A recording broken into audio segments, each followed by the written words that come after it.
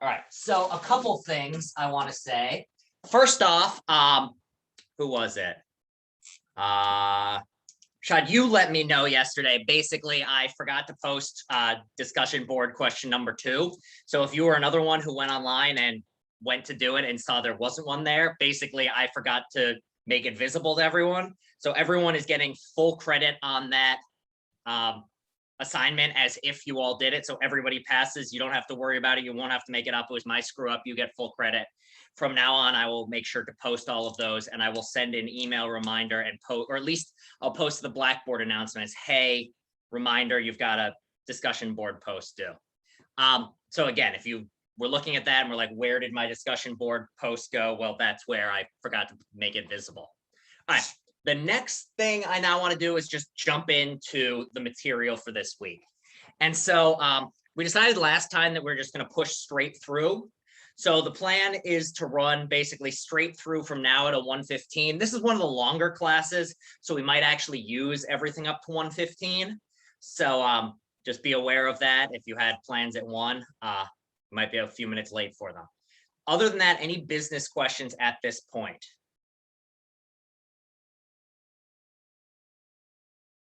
All right, no business questions. Let me erase this bit and we will get going. So, well, what did we talk about last time? What was our general topic? Anyone remember?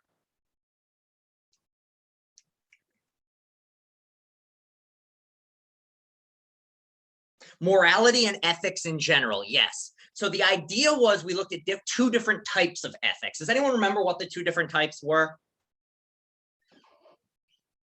One started with a C and the other started with a D.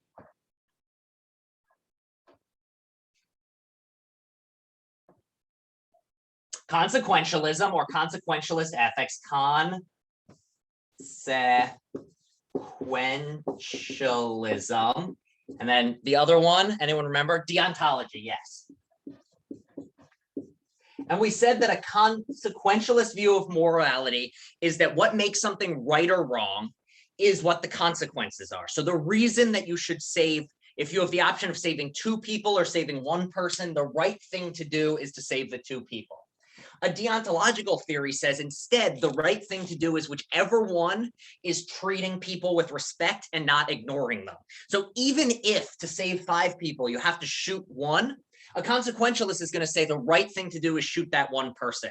A deontologist is going to say, no, the right thing to do is to not shoot anybody and let the 5 people die, because shooting someone is using them as a tool. It's not treating them with respect. It's not taking them into account as an equal person who needs to be, you have a duty to treat them in a way that you would treat everybody else. You wouldn't shoot people in general, so you shouldn't shoot this particular person, even if there are better consequences. Does this all sound familiar? This is what we covered all last class. Yeah, okay, good. Now, I bring that up because, again, it's going to be in the background for the rest of our entire semester. But we're now done with the focus exclusively on the ethics part of ethics and information technology, or the ethics part of cyber ethics. And we're now going to bring it together. And we're now going to be looking at issues that lie at the intersection of ethics and information technology. And as we said, information technology is anything dealing with computers or data systems or smart devices or anything like that. And today we're going to start with one of the most, it's the best way of putting this. It is one of the most important, but not the most cutting edge or interesting or surprising issues. We're going to be talking about professional ethics. So again, 2 words, professional and ethics. Ethics we've talked about. Ethics is the study of morality. But what does it mean to be a professional? What is a professional? Or to put it in its noun form, what is a profession? So, what is a profession? You can either tell me the definition of it, or you can just give me examples. What is a profession? Feel free to say out loud, type in the chat, whatever is more comfortable, but I want you all to give me some answers here.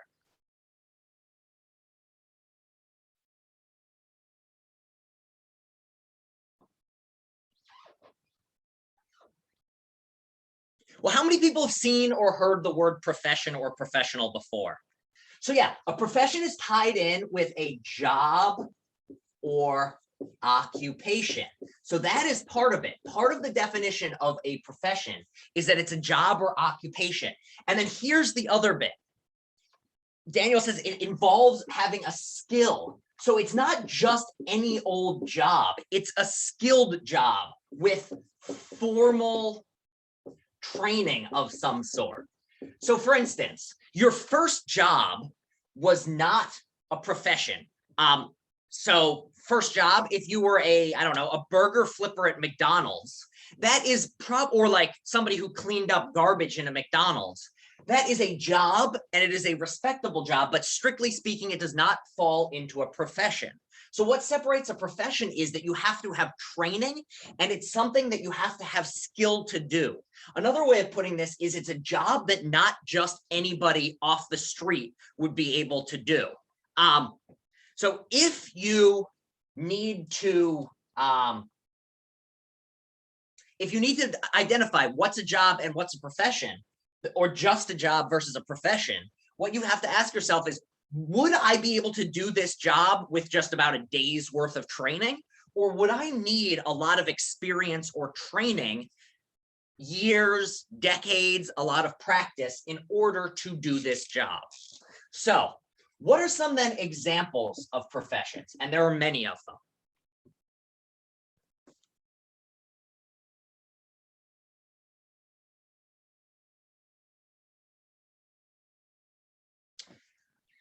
IT/software. That's a good one.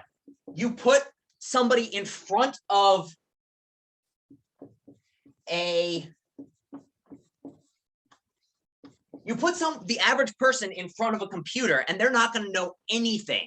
They can't read, they can't do anything in C++. They think Python is a type of snake only. The average person is not going to be able to do these things. So yes, that's a good one. A teacher or professor. Yeah, to become a teacher or a professor, you need to get training. You need to have a degree. You need to get certified. Another good one is doctor. Not just you or I. If you go into, imagine somebody gets injured on the street. You see them get hit by a car and you run out there and decide to perform surgery in the middle of the street. Does that make you a doctor? No, it makes you somebody who's, you're much more likely to do harm than good. If you see someone get hit by a car and you don't know what you're doing, unless one of you is secretly a doctor on the side, call 911 or ask, is somebody a doctor? If you're not a doctor, you are far more likely to hurt someone than you are to help them. Same thing with nurse. Again, I am not capable of drawing blood. You maybe by some miracle know how to draw blood, but the vast majority of people are not qualified. A final one is a lawyer. You and I are not qualified to defend someone in court. Now, you're allowed legally to defend yourself, but that's a terrible idea. You don't know the ins and outs of the law unless, again, you're secretly a lawyer. I am not. If I were to get in trouble with the law, I would have to contact a lawyer. I can't do it myself. And so you can see each of these are ways to make money. However, it's not just making money, it's making money employing a skill and training with it. So does this make sense to everybody of what a profession is? All right, I'm going to erase my examples and then I'm going to go back to the first the first term we had, which was, okay, so that's the definition of profession. And we have the definition of ethics from other earlier classes. So then what is professional ethics? Who thinks they can put the two together and give a definition? If ethics is the study of morality and professions are just jobs that require skill, what then is professional ethics?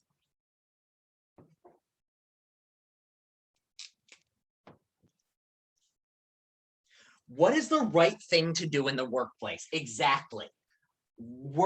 The ethics governing the workplace, or what is right to do in the workplace /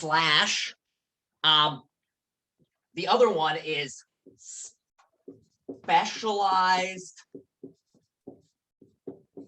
rules that apply to specialized moral rules that apply to professionals.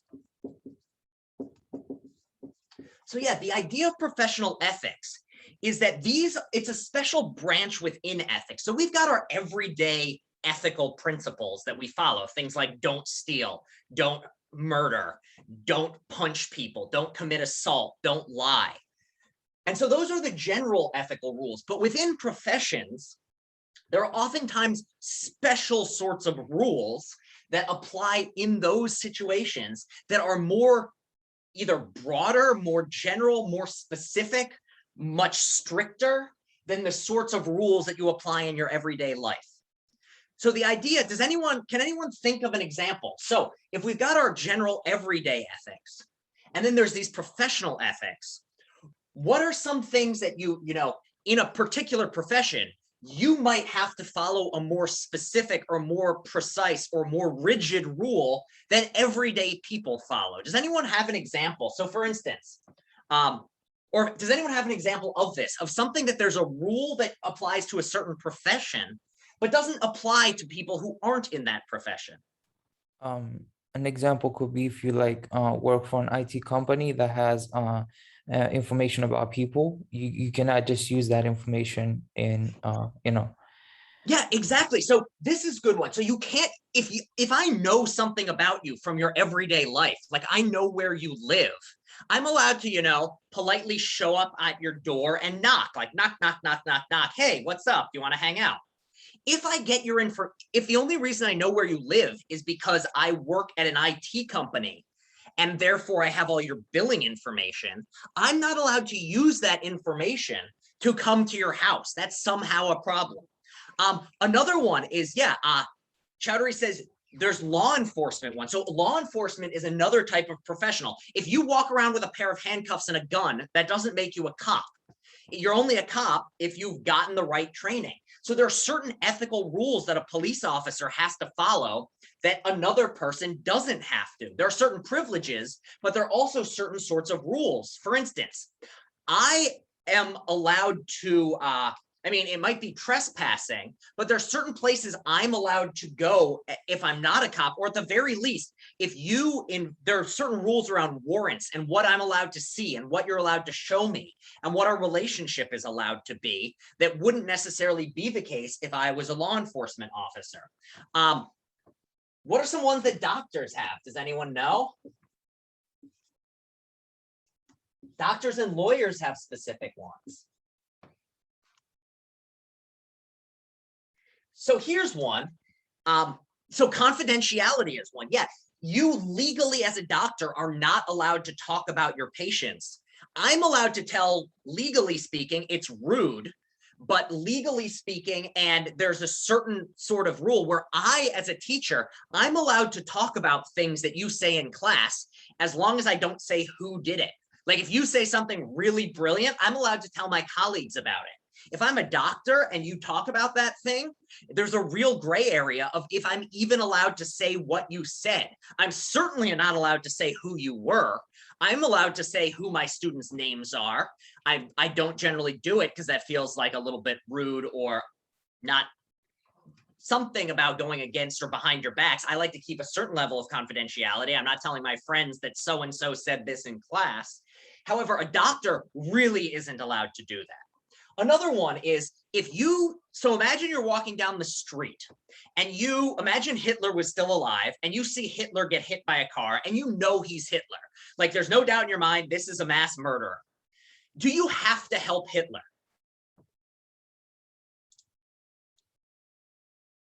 So if you aren't a doctor, if you're an everyday person,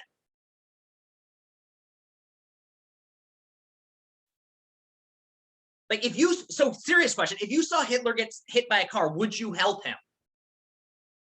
Like just inside, I wouldn't help him. Maybe that makes me a bad person, but I think many of us would say, no, we're not going to help Hitler. But if you're a doctor and you're a surgeon and Hitler comes in with a gunshot wound, do you have to help Hitler? Yes, you do. Legally, you can get fired if you do not help them. There is a law around doctors that you must provide them with assistance, regardless of who they are. And you can see why this is the case. Why is it that there are these special rules? So let's just let's talk about why there are these special rules around certain professors, or sorry, not professors, professions. Why is it that certain professions have these specialized rules? So why is it that we have specialized cop ethics and medical ethics and legal ethics? Why isn't it that just our everyday ethics will get the job done? So let's say, why professional ethics? And there's a few different answers, but can anyone give me any? Why is it that a doctor? So to protect the rights of people, say a little more there about what you mean by that.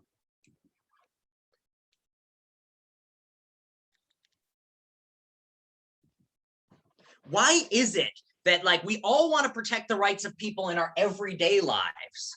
Like we don't just want to be violating rights left and right. What is it about being in a professional setting that means we need these special rules? Why is it that we need these special rules? So you're definitely right of making sure that we have to do the right things in the workplace. And it seems somehow we need these additional rules to do that.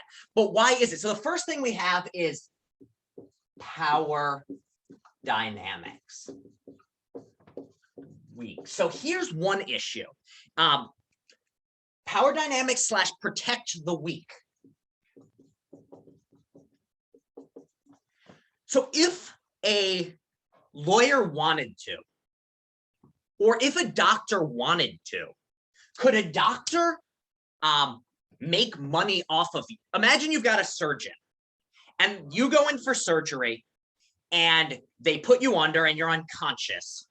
And then you wake up and the surgeon says, I did the surgery, you're going to be fine. Make sure you talk to your insurance company and they pay me $100,000 for this. Also pay $5,000 out of pocket to cover the copay of the surgery. Are you in that position certain that the doctor did the surgery?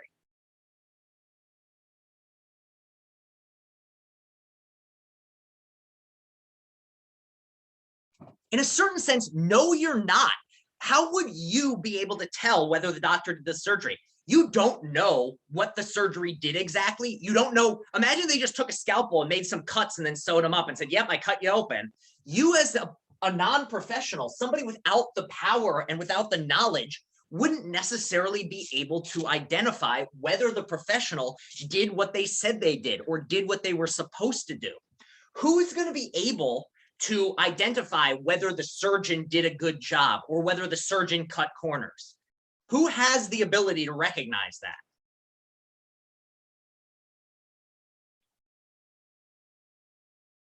Another surgeon, exactly. Either the surgeon themselves or another surgeon. So one of the reasons, so there's two tied in reasons here that professional ethics is so important.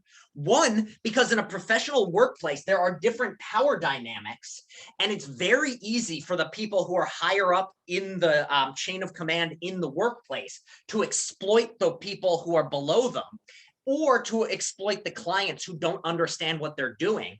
And two, we need specialized rules because the only people who are going to be able to make sure that those rules are in place and be able to tell whether there's good rules is someone who's in the profession. So need rules made by those with expertise.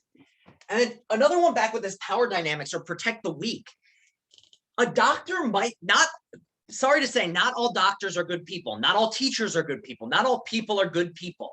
Therefore, you could have a surgeon who did things like, you could have a white supremacist surgeon who refused to do any surgery on people of color. And that would be a major disadvantage. It would make the world a worse, less fair place. So we need to have these rules in place to ensure that doctors can't make these private decisions, and rather the system is in place such that anyone who needs medical care gets it. And that's the only way to guarantee that we have the same access to medical care for everybody. So those are the first 2 points. The idea is that because of the power dynamics in these sorts of professional workplaces, and because of the fact that the people in the profession have knowledge and power over those outside of it, we need to have these specialized rules that are written by people within the profession to ensure that the people who are interacting with those people aren't taken advantage of. What's another reason that we need professional ethics? What are other reasons we need specialized rules for people like doctors and lawyers and IT professionals? This kind of ties into something I talked about, I guess, the first class.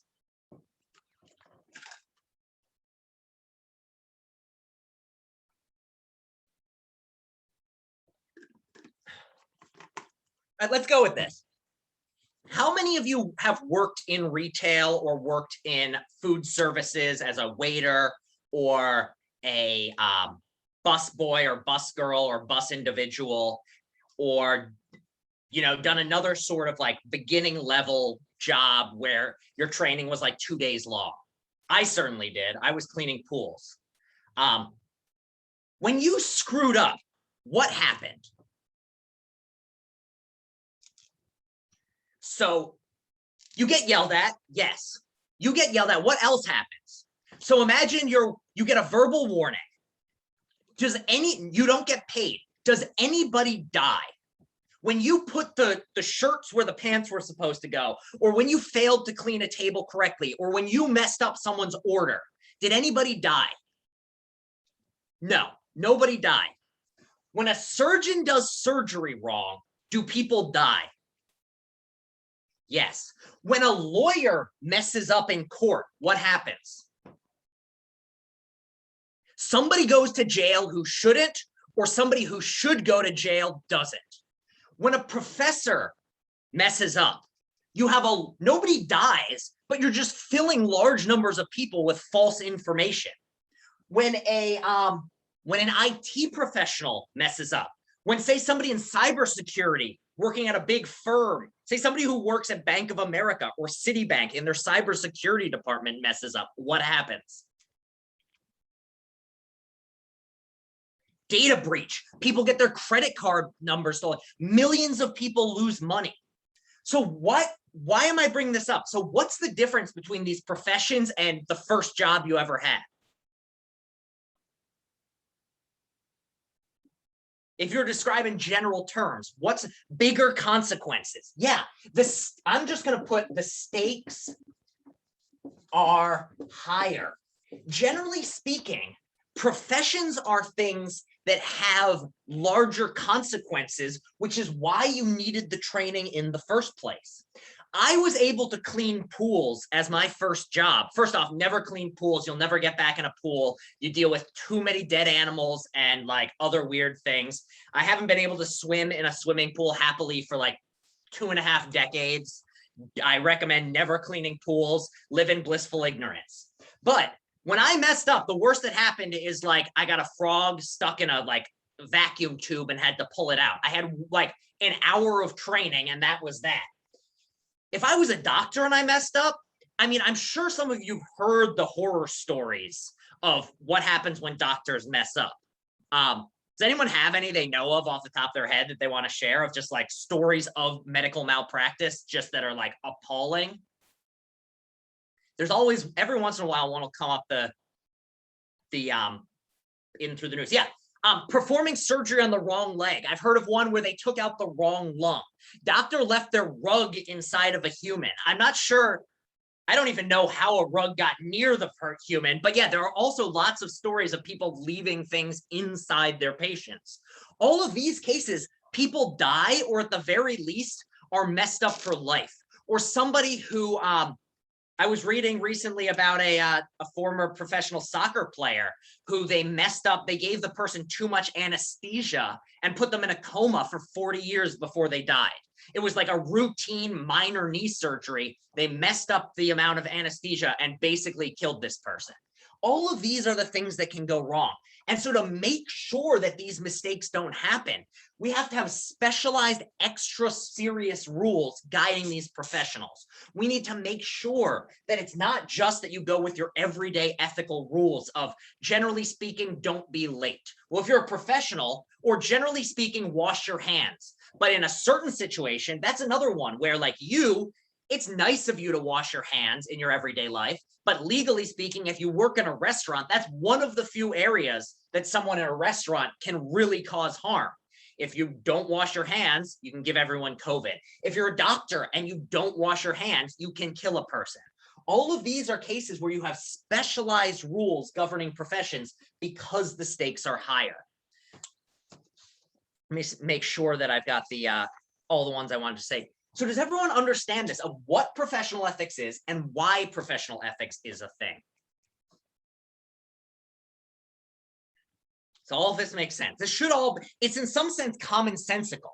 Like, none of this should be surprising, but it's worth pausing and thinking about, because we often, like, don't think about the ways in which we have specialized rules. So what we're going to be talking about, well, first off, why are we talking about this in this class?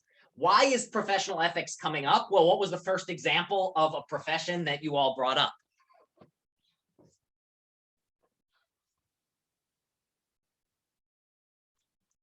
Yeah, IT, exactly, Tiffany. So the reason we're bringing this up is because information technology professionals, be you in cybersecurity, be you just in the IT department of a company, be you a programmer of some sort, be you any sort of, like, you do hacking just for fun, even if you just spend a lot of time on the internet in a working capacity, you have certain professional rules that are built around that profession. So this is why we're bringing it up in this class, is in IT, you are a professional. You have skill and expertise that not everyone has. And the quickest way to do this, to show this, is try talking to your grandmother about what you're working on as a program, and they will have no idea what you're talking about. You are well on your way to becoming a professional in a field with specialized expertise and with the ability to cause more harm than the average person can. If you know how to hack, you can do things that the average person cannot, and you need to know how to behave in those cases. So that's the general gist with professional ethics. Now, what I want to talk about then is talk about the IT profession, talk about how IT is a bit different. In some ways, it's the same as other types of professions. And in other ways, it's different from other types of professions. And because of this, you working in the field need to be aware of certain things that people in other professions might not have to be aware of. So what I want to do here is IT profession versus, say, a doctor. What are the major differences? Doctor/lawyer. I'm just going to use both of these. So in what ways are IT professionals like doctors and lawyers, and in what ways are they not like each other? So let's do like one of these Venn diagrams. So these will be the things they share. These are the things that are only true of IT professionals, and these are the things that are only true of doctors and lawyers. So what are some things they share, and what are some things that are different about them? So they share confidentiality. Yeah, there are certain sorts of things where they both have shared sorts of principles that they have to say. They both have access to confidential information, and because of this, they need to have specialized rules in place to protect that. So in that sense, this is something they share. There's a value on confidentiality and an ease to breaking confidentiality. What are some other things? It can either be things that are the same about the profession, like doing the profession, or things that are different or the same about the general field. So things about just information technology versus doctors and lawyers. So here's one. They are focused on different things. So this is law/bodies. And this is IT. So the actual thing they work on are different. So because of this, there are going to be certain different rules here. What are some other differences or similarities? How long has IT been around?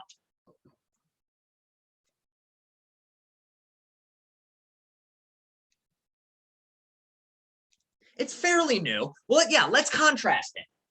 Doctors, people who study bodies. How long have human bodies and the desire to fix them been around? Yeah, like forever is correct, Justin.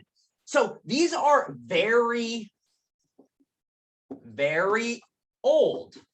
IT, pretty, in the grand scheme of things, quite new.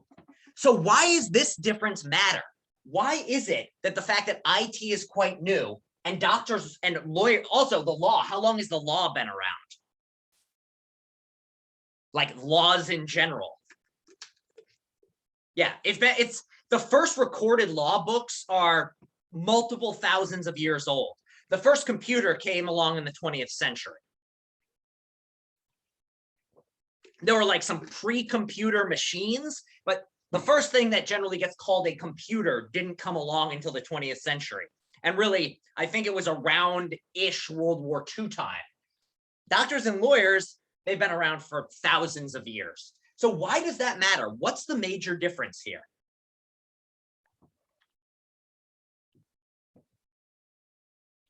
So the laws are going to be newer. Or another thing is, yeah, the newer the field is, the shorter amount of time we've had to make laws around it.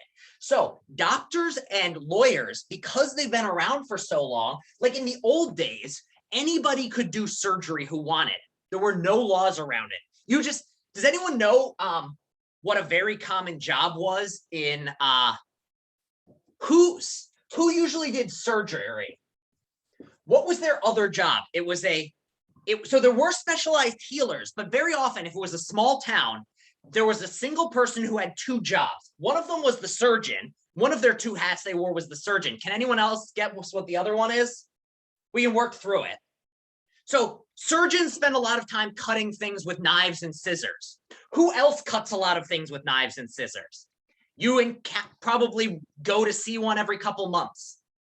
A tailor is one. It actually wasn't a tailor in this case. A butcher is another, but this one, usually the butchers were so specialized in animals. Who actually deals with scissors and humans?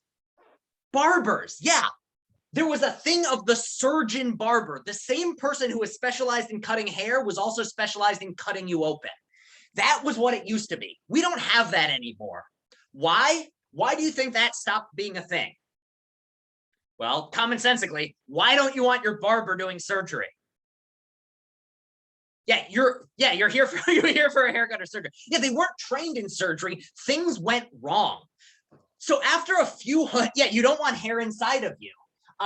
So after a few, 100 years of discovering this is a terrible idea, someone came along and said, we should come up with a better system.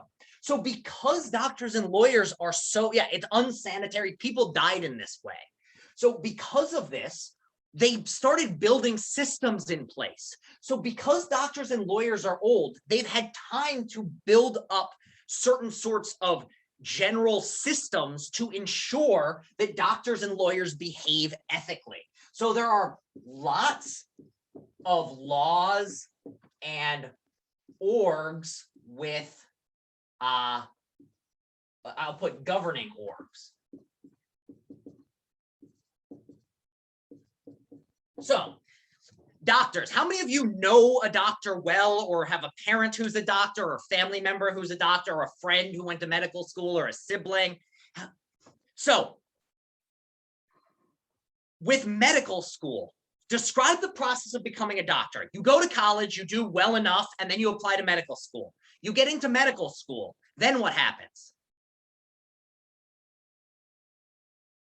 You're at medical school. What do you have to do to then become a doctor? There are a few more steps. Yeah, so basically you have to pass medical school, and then you have to, so you had to pass the MCAT, so that's at the start of medical school to get in. You pass this test, that determines what school you go to. It's like the SAT for medical school. Then once you do medical school and you pass that, you have to do a residency, where for a few years, you have to basically work as a lower level doctor. Yeah, and it's 8 years it totally depends on the field. So for instance, internal medicine, which is like your basic primary care doctor, that's 3 years. If you're doing surgery or cancer treatment, we're talking 8 10 years of extra training in a residency environment. So basically, you get sent to a particular hospital somewhere, and for anywhere between 3 and 8 years, you have to do more schooling. And then after you do that, are you allowed to open your own business? There's still another step. What do you have to do? And actually, I think you have to do it before your residency in a lot of places. So you have to have the experience, but also there was actually a step after you finish medical school and before you become a doctor out in before you can fully join your residency. Or an even clearer case is, what do you have to do after you go to law school? For those of you who know lawyers, after they finish law school, they get an A in every class. They're still not allowed to practice law. What do they have to do? Yeah, the bar exam. Basically, either if you're a doctor or a lawyer, you have to take a big test. And if you pass the test, you're deemed acceptable. And if you don't pass the test, you are not given a license. So there are these governing orgs around these professions where if you don't have the right license, you aren't allowed to practice that thing. So for instance, whenever you go into a doctor's office, they'll often have like their certificate on the wall proving like, I am trained and I am legally allowed to practice medicine or law in this state. So these orgs have been around for a long time. In America, it's the AMA, the American Medical Association. They have the power to pass. They put out this test. And if you don't pass the test, you do not get to be a doctor. And if you start screwing up a lot, what can they do?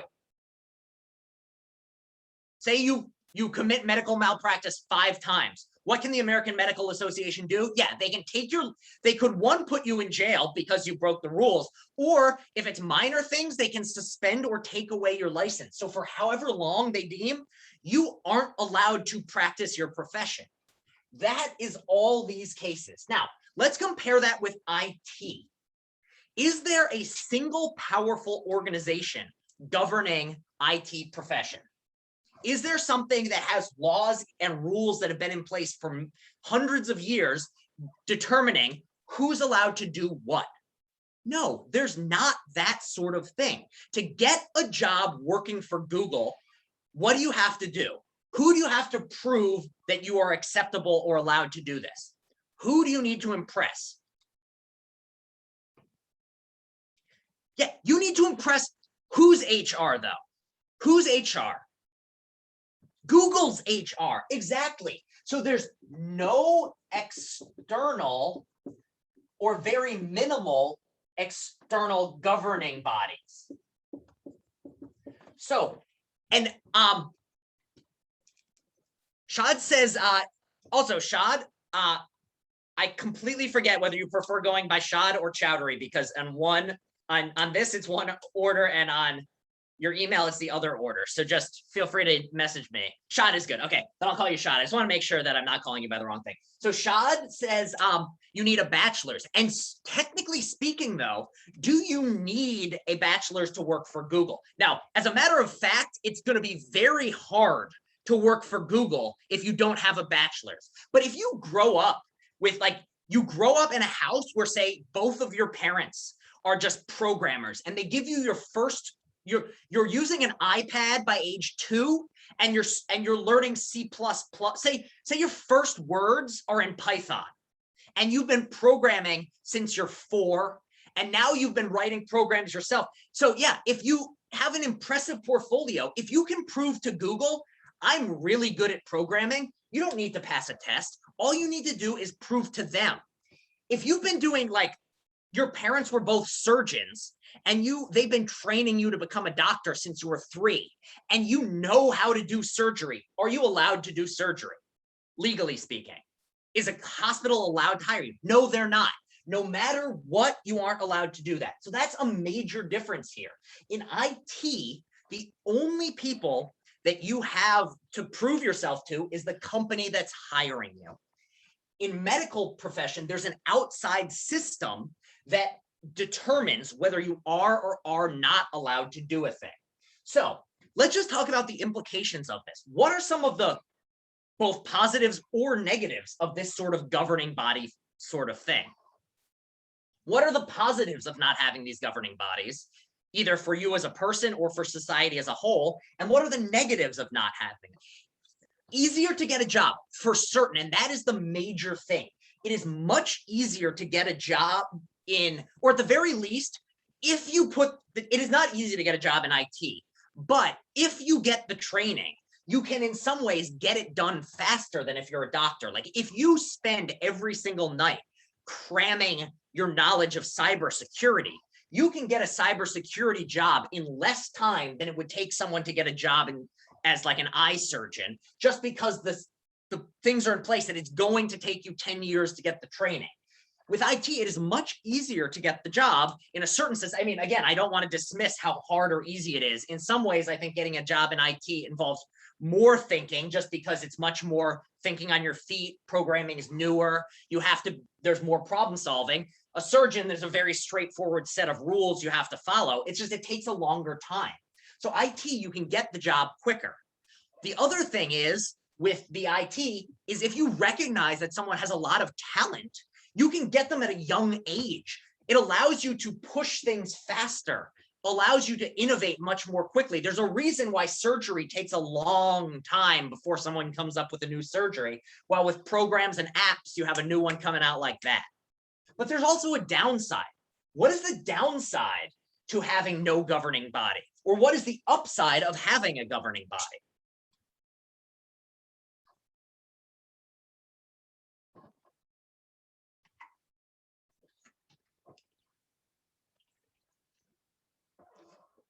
So Kevin said the rules are not that clear. So here's a big thing, is when you've got a doctor or lawyer with a set of a governing body that lays out exactly what you should and shouldn't do, it is much easier to make sure that you are behaving in an ethical way. So I'm going to put easier to be ethical. As a doctor, one of the reasons that COVID was so tough on doctors is that it was one of the few times that medical professionals found themselves in genuine ethical considerations that their rules did not prepare them for. So in almost every situation that we've had in the past 50 years, you didn't have to choose between doing giving medical supplies to one patient and another. Generally speaking, in the United States, there was enough medical supplies to go around. With COVID, what happened, especially early on in New York? What was the issue?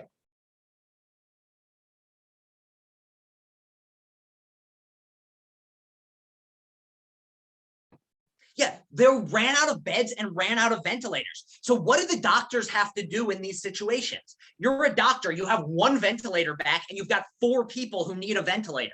What did you have to do?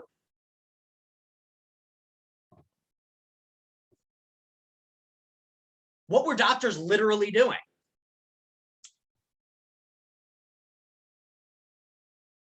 Yeah, you had to literally pick either the sickest one or the one who had the best chance of living. And there were various different principles doctors were following, but there was no set of rules. And this really took a toll on the mental well-being of these doctors.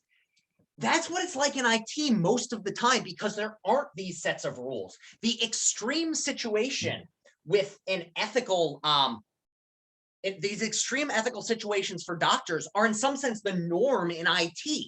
When you're in IT, you don't have a governing set of rules you can look to that is the same and agreed upon by everybody. So if you're a doctor and your boss tells you, you know what, I really don't like that person, don't do surgery on them, you know, just let them die. You as a doctor can't follow that order. The governing body supersedes it. If you are an IT professional and your boss says, you know what, we're running out of time on this project, don't spend your time on the security, just make sure the program runs. No one will ever notice if it's not a secure program. What do you do in that situation?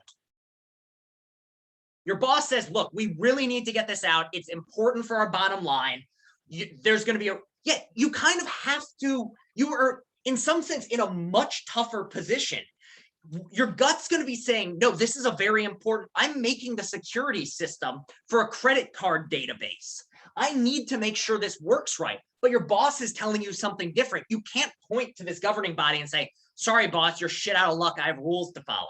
Instead, you have a genuine moral dilemma of, I need to keep my job. I need to pay my bills, but therefore I need to follow what my boss is saying so I don't get fired. But at the same time, I could be screwing over thousands of people. You have this issue because there's not a governing body in place. There are less clear rules. What are some other issues with IT professionals?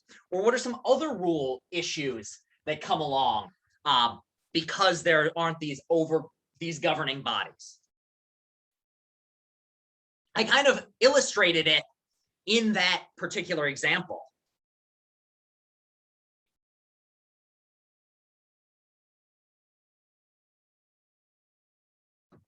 I'm just going to put up more easily have conflicts of interest.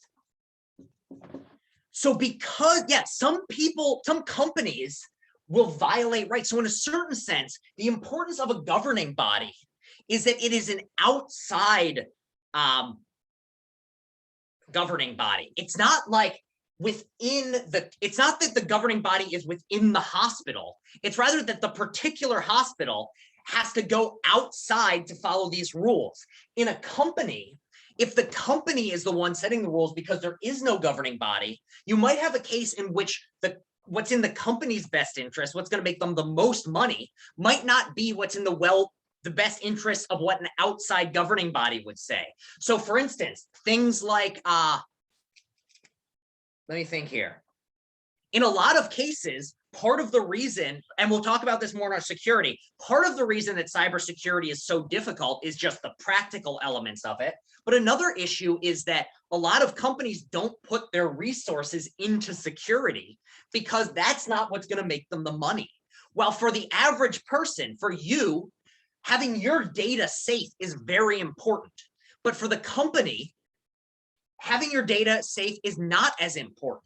And so you've got this conflict of interest of how do you spend the money on these sorts of things. So if there aren't these governing bodies, does anyone know how in IT, most of the ways in which you make sure that you're in, because companies don't want to lose all their business or don't want to do terrible things. So very often they want to make sure that people are behaving somewhat okay in the workplace. What is the main way in which IT professionals, and actually doctors, lawyers as well, what is it that ensures that people are in line if there's not this governing body?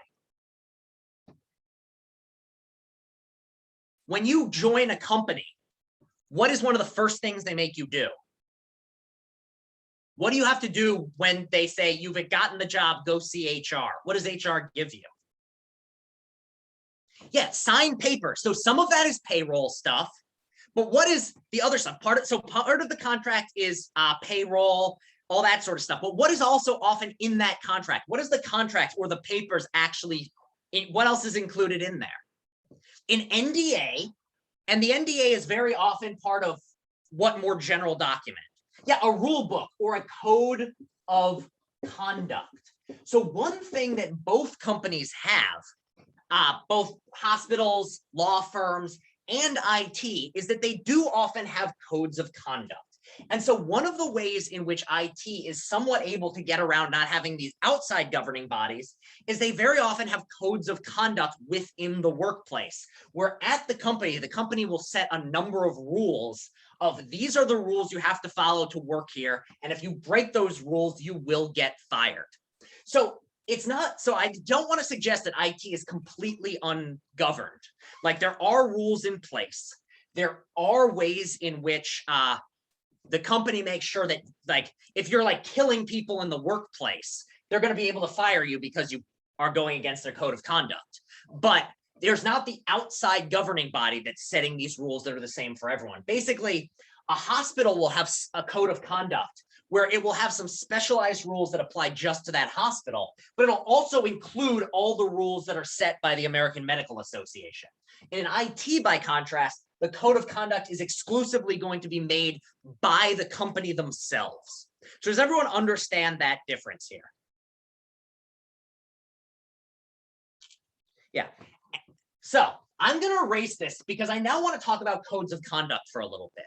And because they are a very important thing and you should know about them and you should know the positives and negatives and also just like some basic contract stuff to know about. So I'm going to erase these things and we're then just going to talk about codes of conduct. So that's everything that I wanted to say about just the difference between IT professions in general and other professions and about the governing bodies. And this is important stuff to know because there's far more likelihood by those of you who are, and I assume most of you are computer science majors, there's a much more likelihood that you will be put in a situation in which the rules of what you have to do as a member of a company come apart from what your moral gut is telling you, much more so than as a doctor. In a doctor, because there are these systems in place. So just know that in the IT profession, there are going to be gray areas where you're going to have to ask yourself what to do. And you can see why in these sorts of situations, it's so important to have thought about what would I do? Well, what would a consequentialist do? What would a deontologist do? What do I think is the right thing to do here? How much does that weigh against how much I need this job? These are all the sorts of things you have to take into consideration because there are a lot more ethical questions, even if in some sense, doctors and lawyers have bigger, more direct ethical, saving someone's life seems like a more direct ethical question. In some sense, the answer's already been given to you by the history of the field. In IT, even if the immediate, like you can't kill someone straight away usually in IT in the way you can as a doctor, but there's also a sense in which you don't have a rule book that's the same for all information technology professionals to fall back on, to do the thinking for you. So you're going to have to put more thought and effort into this. So let's talk about codes of conduct because these are one of the sets of rules or the only sets of rules that do exist. So very often you can, at the very least, if you don't know what to do in the workplace, you can always look at the code of conduct. And so a code of conduct is generally speaking going to list all the things you can and cannot do in the workplace. So what sorts of things are going to be included in a code of conduct? So does anyone, just generally speaking, you've all signed these because I know the CUNY colleges have one, and I'm sure any job you've ever had, you've signed a code of conduct. What sorts, now granted, we don't always read them, but what sorts of things are often included in a code of conduct? So let me actually, before we do our pros cons list, let's just talk about some of the sorts of principles that are included in a code of conduct. Yeah, there very well might be a dress code. So that's one thing. What other sorts of things might be here?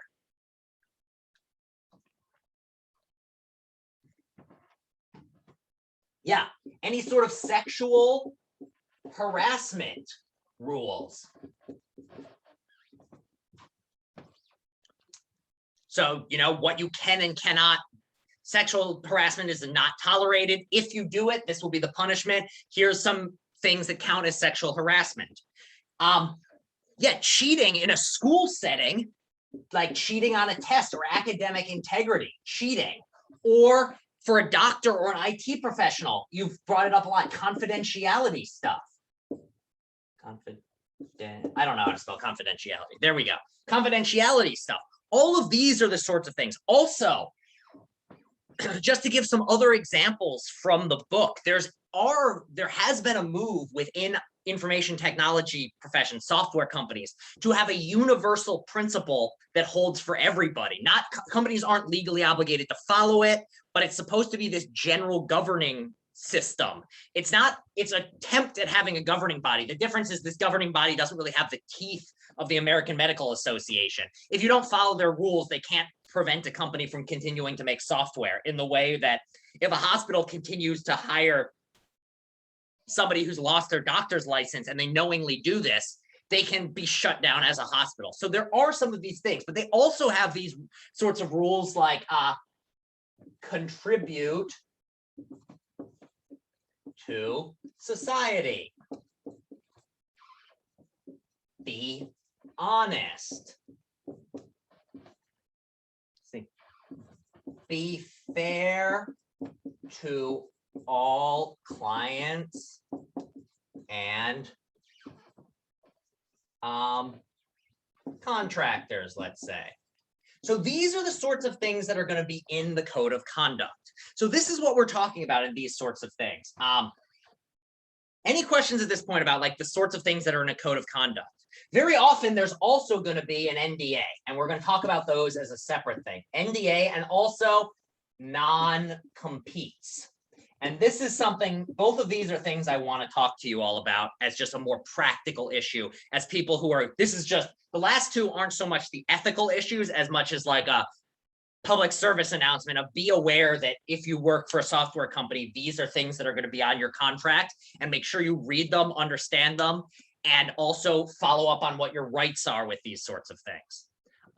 Because I am not a lawyer around non-competes and NDAs, but there are laws. So I want to talk about these so that if you end up reading a contract for a new employer, you know what your non-compete and NDA are and know where to go, or try to know where to go about what you're signing, etc. Or at the very least, know that these sorts of things are there so that if you get a contract, you know to look for them and then can try to find somebody who might know somebody who might know something about it. All right. So does all this make sense about what codes of conduct are and what sorts of things are on them and what the point of them is? All right, so generally speaking then, what is the point of a code of conduct? What things is it designed to do? Why is it that we spend the time doing it? So the book talks about 5 different reasons that are just worth highlighting here. What are the 5 reasons that we have codes of conduct? I'm just going to write them up here because I don't feel like going through. It's just basically to get the general idea of what they're there for. Inspire, educate, guide, hold accountable,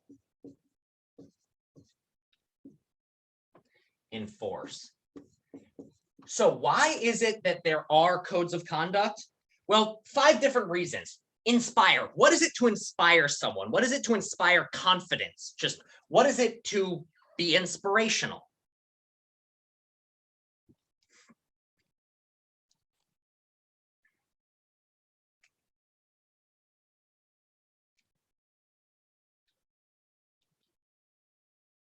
How many of you have seen or gone to an inspirational speaker before? Or had an inspirational speaker speak and you happen to be there? Yeah, so what is the inspirational speaker doing? They're trying to get someone interested in the field. They're trying to fill you with energy.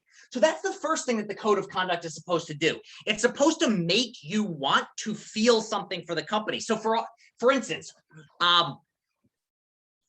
Google's original motto back in the day when they were a small company was "Don't be evil," or that sort of thing was designed to inspire people working at Google to say, I work for a good company. So that's one thing, is to inspire your workforce, get people energized and wanting to work for you. Educate. This one is just straightforward. You now need to know what somebody in this profession does, how they behave, what sorts of things are and are not tolerated here. So that's the other issue, or another thing that these codes of conduct do. You can learn, if it's your first job in IT and you think it's still funny to tell certain sorts of off-color jokes, and then you read the terms of service or the code of conduct, and the code of conduct says there shall be no inappropriate jokes in the workplace of either a sexual, racial, homophobic, or anything else nature. Now you know that that is something you aren't allowed to do. If your thing says you are not allowed to talk about anything in work outside of work, you now know you're not supposed to do that. The next thing they do is guide behavior. So if you're in a particular case and you've got this thing of, if it comes time to, if the company's rules say, an example would be something like, let me think of one. All projects before being deemed acceptable for completion need to be run by your supervisor. So you finish some piece of work and you now know, like, what do I do next? Oh, the code of conduct says I need to swing this by my supervisor. Or if you find out if your supervisor is doing something that you are uncomfortable with, you should report it to HR. These are the sorts of things that codes of conduct can do as well. The next thing is hold accountable. What is it to hold someone accountable? Or what is it to be accountable?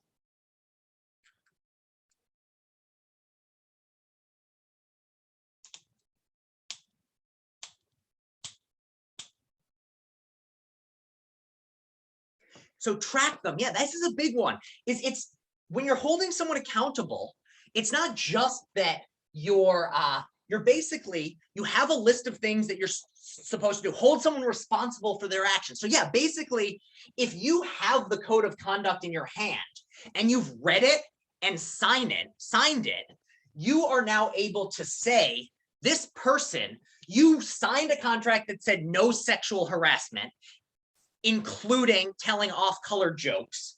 You have now told an off-color joke or made a sexually suggestive comment to a coworker. We now, in the position of power, are able to say, you have broken the rules. You signed them, you read them. You've not just committed a moral thing, like you can't say you didn't know. You knew what you were supposed to do. You have to be held responsible. You have to have the punishment for what you've done. It can also determine who is responsible. So if the code of conduct says, even if a superior tells you to do, even if you have gotten permission to share certain information from your superior, and you then do it, you are still responsible for doing so and breaking the rules, because even if they gave you bad information, the code of conduct, which supersedes their particular instruction, says you've made a mistake and now both you and them can be punished. And then what is enforced? Well, what is it to enforce something? Tied in with the accountable one.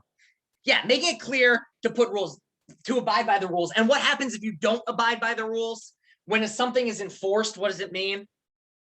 Somebody doesn't abide by the rules, what happens to them?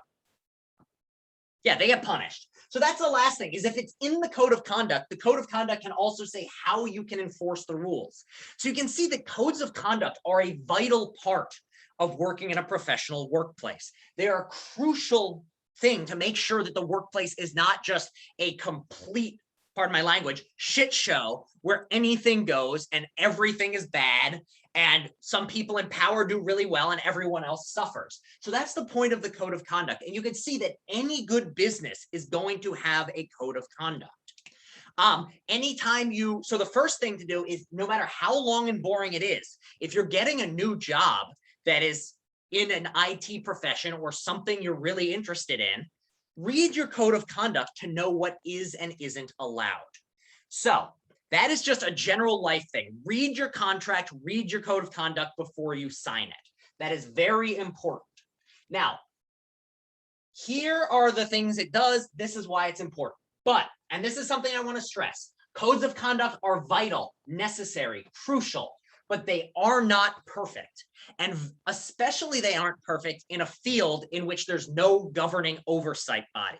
So just because you've signed the code of conduct and you're following its rules, if your goal is to be a good person, or at least a better person, try not to do wrong, try not to be evil, then it's good to know and follow your code of conduct, but also know that there will be times in which what the code of conduct says is not enough to ensure that you're doing the right thing, something that you're happy with. So let's now talk about, those were the pros, the things that codes of conduct do well. What are the negatives of a code of conduct? Why are codes of conduct not perfect? So let's talk about, I'm just going to write up why codes of conduct aren't perfect, or why IT codes of conduct aren't perfect. And the main thing I want to say about these, some of the things up here is that they are going to be, some of them are for general reasons and others are, they aren't perfect even for you, the employee, in certain situations. And I want to highlight those. So first off, I'm going to put up vague or too general. So for instance, one of the things that we had in this code of conduct from the thing before was contribute to society. Or to go with the Google answer, or the Google code of conduct line, don't be evil. Why is this an issue in a code of conduct? Why, if your code of conduct says don't be evil, like, yes, it is a good thing, but what are some of the issues? Why is it a problem to have something this vague or this general? Yeah, evil is subjective. What counts as evil? Or what counts as to contribute to society? There are many companies who do things that people on the outside might say are evil, but the company does not themselves think of it as evil and thinks of themselves as contributing to society. So for instance, just to give an example, does anyone know what Philip Morris is? It's a raised a lot of questions as a company. Do people know what Philip Morris is? This is just a big company to know. It's a Fortune 500 company. It is multi-billion dollars. Does anyone know what their main products are? They own some subsidiary companies. Anyone know? Let me double check and make sure. I want to put up the correct answer here. I will put up one of their subsidiary brands as soon as I look it up.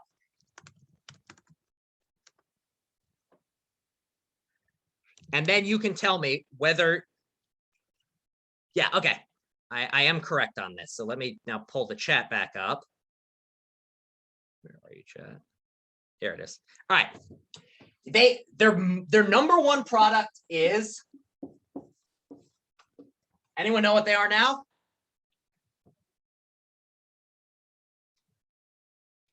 Yeah, they're the biggest cigarette company in America, biggest tobacco company.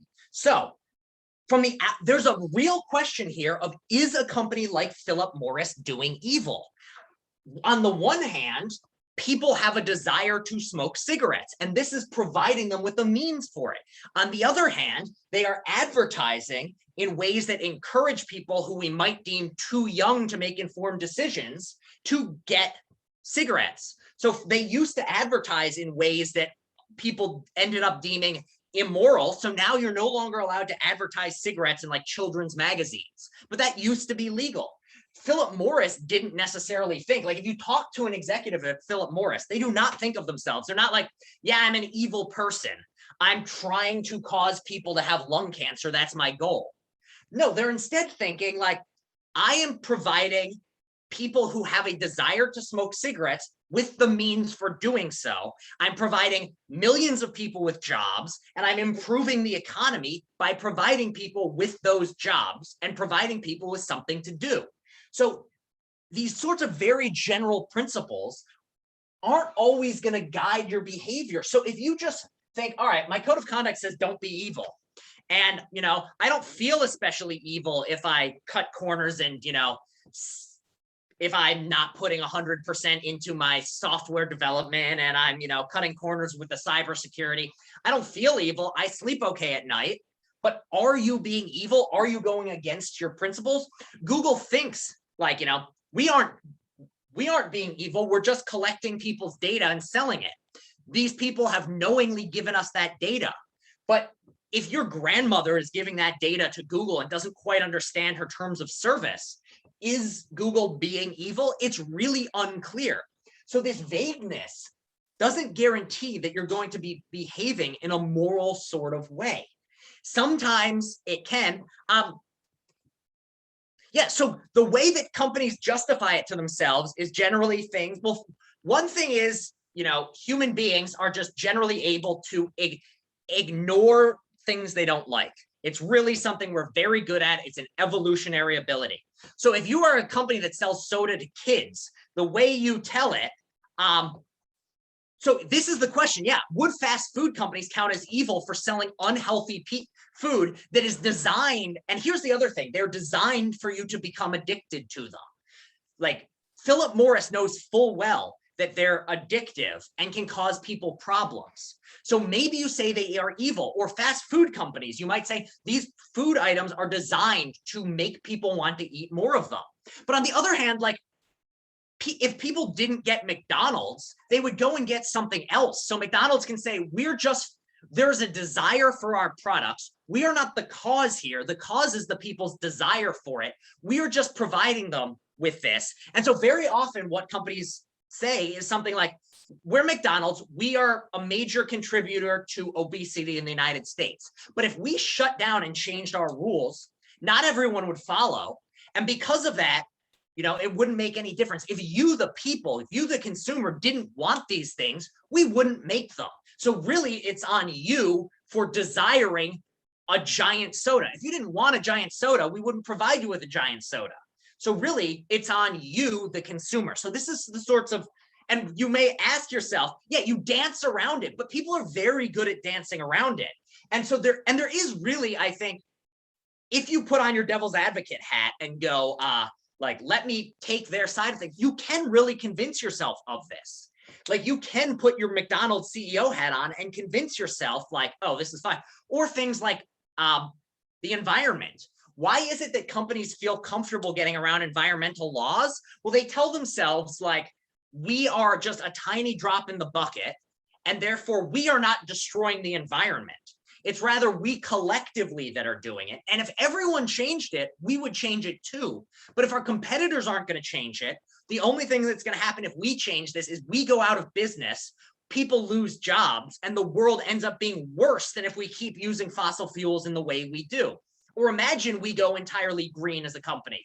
We will not be able to pay people as much. All the suppliers of our gasoline are going to lose their jobs. So there are ways in which people can convince themselves that even things that seem black and white are gray. And if there's one thing I want you all to take away this semester, it's that there are gray areas. And very often, you need to recognize that for big picture issues, sometimes doing the right thing is going to require doing some smaller bad things. You cannot always get away with being a perfect person all the time. And sometimes there are going to be issues in which you're really going to have to ask yourself, what is the right thing to do here? So yeah, these are the sorts of things. If you say vague things, you can get away with just about anything in the right way. So what are some other issues with these codes of conduct? Not only are they vague and too general, what is the issue, just to go back, what's the issue about having the code of conduct designed by the company as opposed to designed by an outside organization?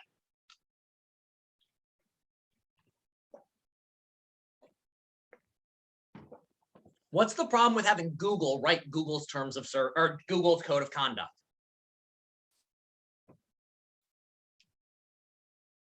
Yeah. Biases is a big one. So what do we mean by a bias? What is it to be biased or unbiased? If we say that the jury was biased or that the judge in the Olympics was biased, what do we mean?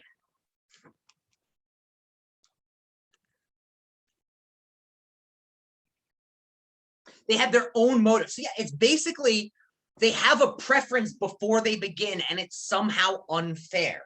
So in the case of a code of conduct being written by Google, there are really two different ways in which a code of conduct written by Google can be biased.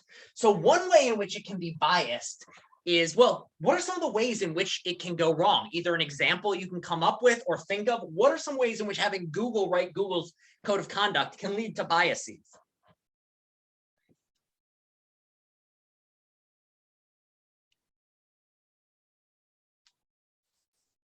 Well, let's talk about, let's just use an example. What was the Metoo movement, or what is the Metoo movement? And then I will come to yours, Kevin, because that's another thing I want to bring up.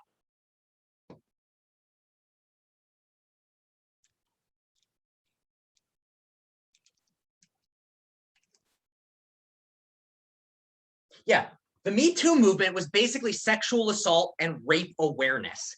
And basically what it was an online movement to talk about and make public sexual harassment, especially by men in a workplace environment.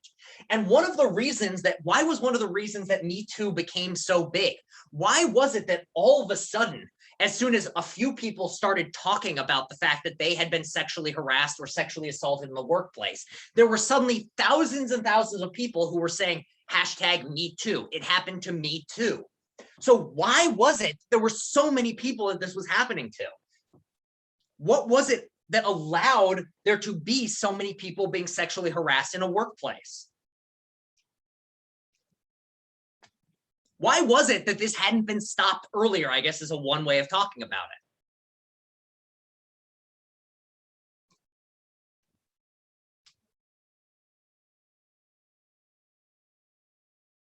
So one thing One thing was there was a lack of awareness. So one thing was women amongst this group were not aware of the level of this happening to other people. So there wasn't a platform with which people could talk about it. So that was one of the major issues, is because it's a thing which people are societally encouraged not to talk about.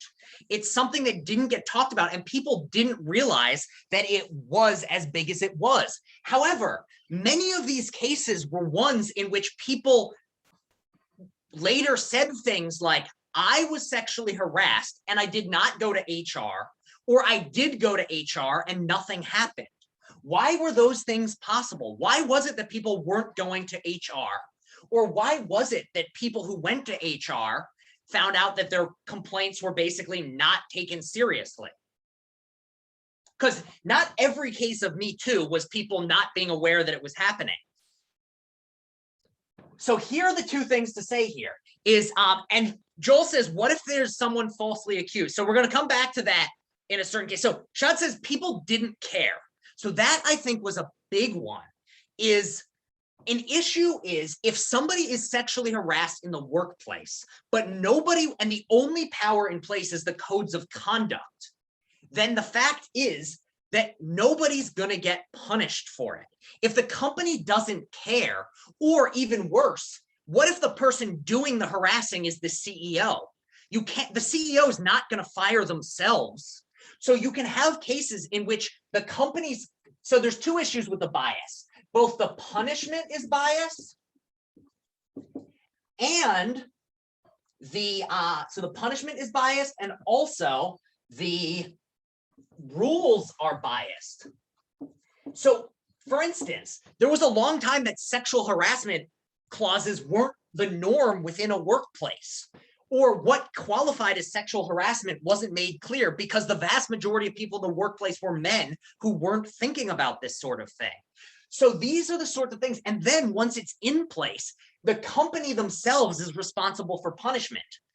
And if the person who needs to be punished is somebody with extreme power within the company, or is a major breadwinner for the company, there's a decent chance that HR is going to go up and say, this is happening. And the company is, instead of firing the person, is just going to move them around within the company. And so one of the major issues with codes of conduct being written by the company is that it requires the company to care. And so why is it, this is something I'm going to talk about, which is in many ways an issue. Why is it that cancel culture is becoming such a thing? Why, and what do I mean by cancel culture?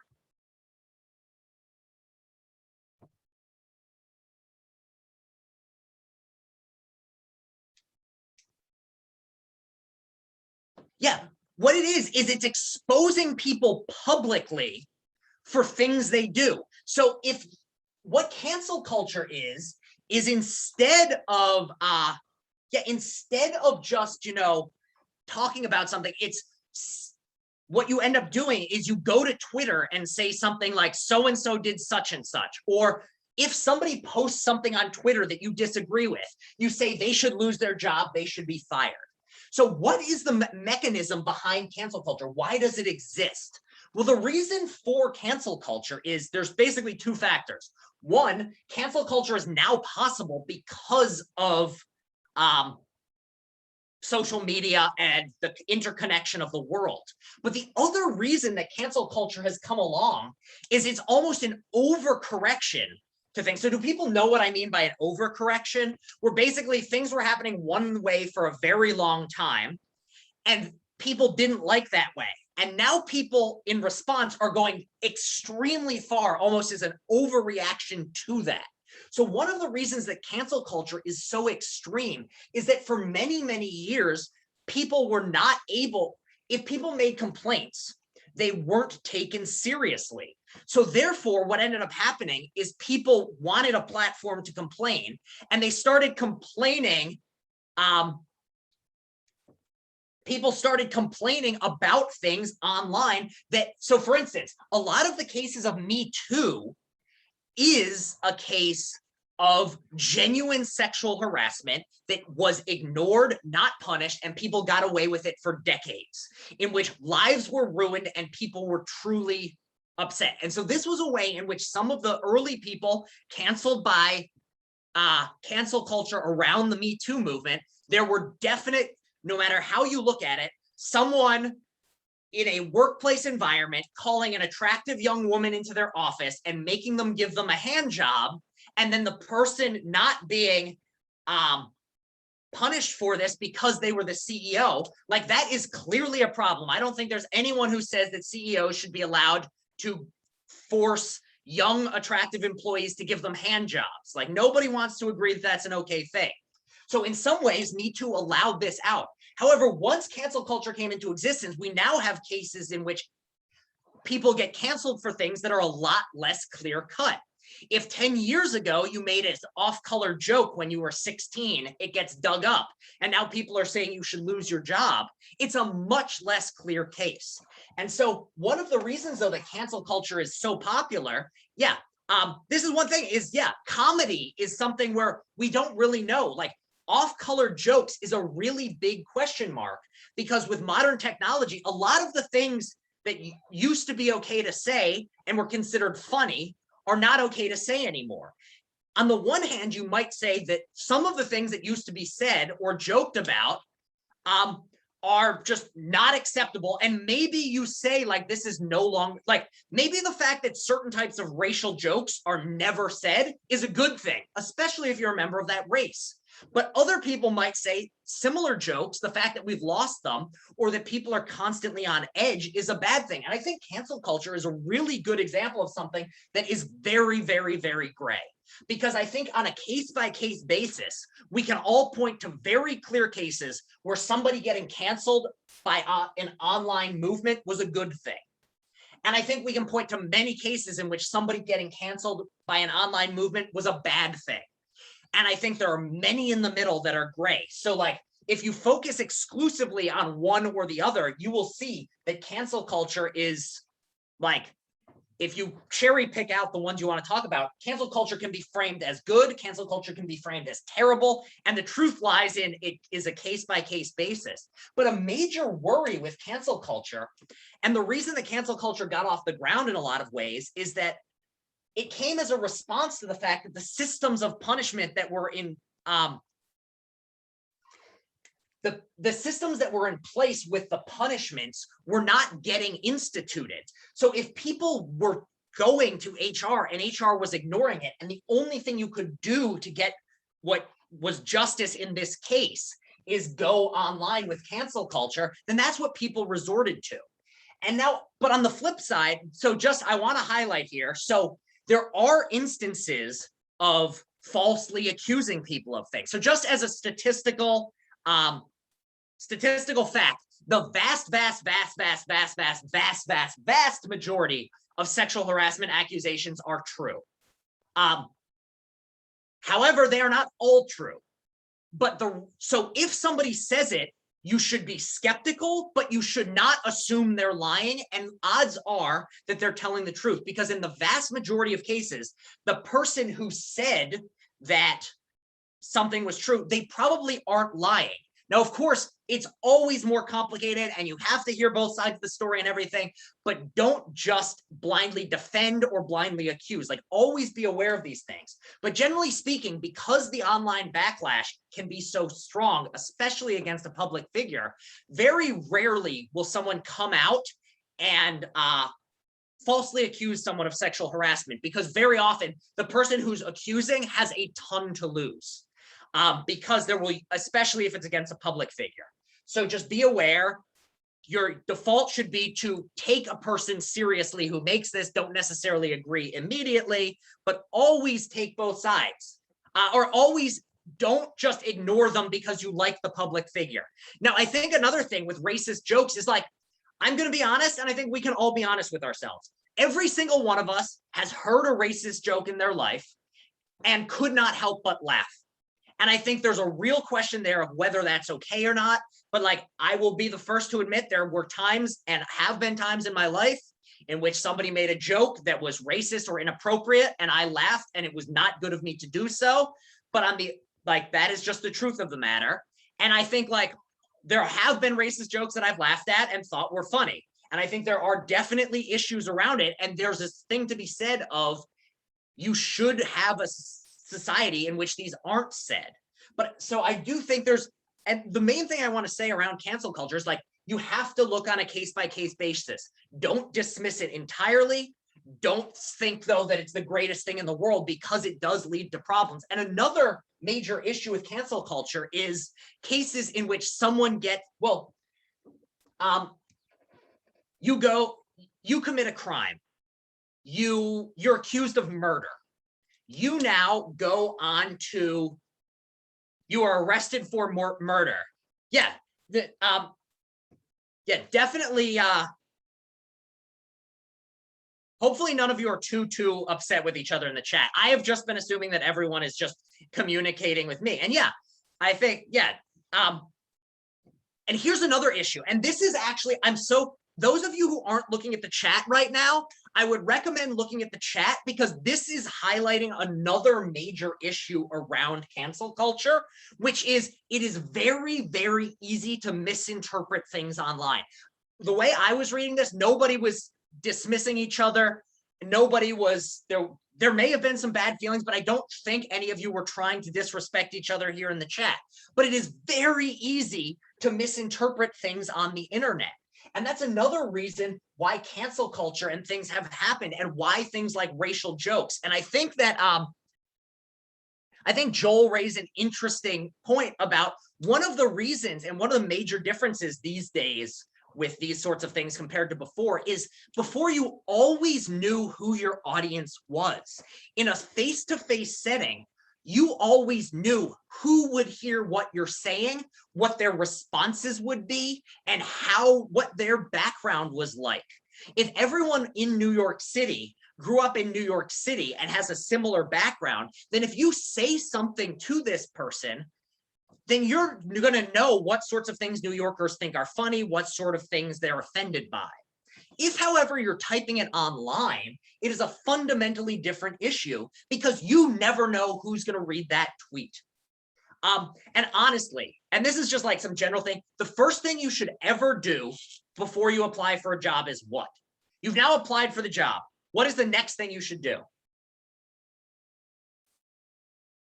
Just a general thing. It's a very practical, quick and easy thing, which can be actually sometimes, research the company, read their rules, but more importantly, what should you check about yourself? Where should you go?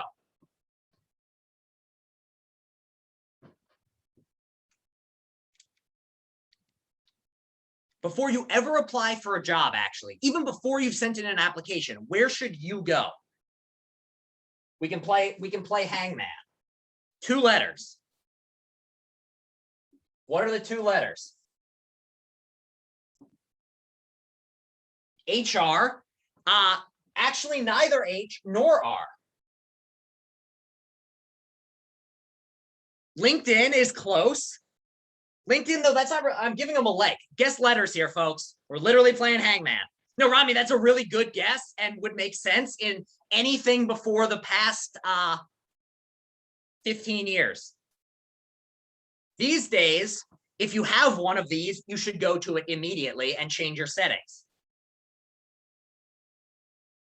I'll give you the first letter, I, yep. And what's the second letter? G, exactly. Before you ever apply for a job, make your Instagram private or clean off any photo that you would not want your company to see. Because I will tell you, as a matter of fact, any company you apply for will Google search you, and if your Instagram comes up, they will find it. So if you've got a picture of yourself at a party underage drinking, delete it now. Even if the vast majority of Americans have underage drank, but a company is not going to want somebody who, the 5% of people, also something like Twitter, not just Instagram, Twitter, any sort of social media platform you have, cleanse your social media platform, Facebook, anything. Delete everything you can before you apply for a job. Because the fact is, These days, they will look. And that is one of the downsides of cancel culture. Yeah, delete your, like, before you apply for a job, delete that Twitter. Like, and it's a sad fact of the world. And I think this is the downside of cancel culture, because the fact is, anything can be offensive if heard by the wrong person. To be clear, this does not mean that I'm dismissing the genuine cases of truly offensive stuff. Like if somebody is online playing video games and using the N-word left, right, and center, that is objectively wrong. However, the fact that you are saying something that 99% of people would not be offended by, if the wrong 1% is offended, you can lose your job. And I think this is the very big downside of cancel culture, especially because if you go to jail, if you get charged for murder, and this is my thought from before, if you get charged for murder, what happens? What's the first step after you get charged for murder?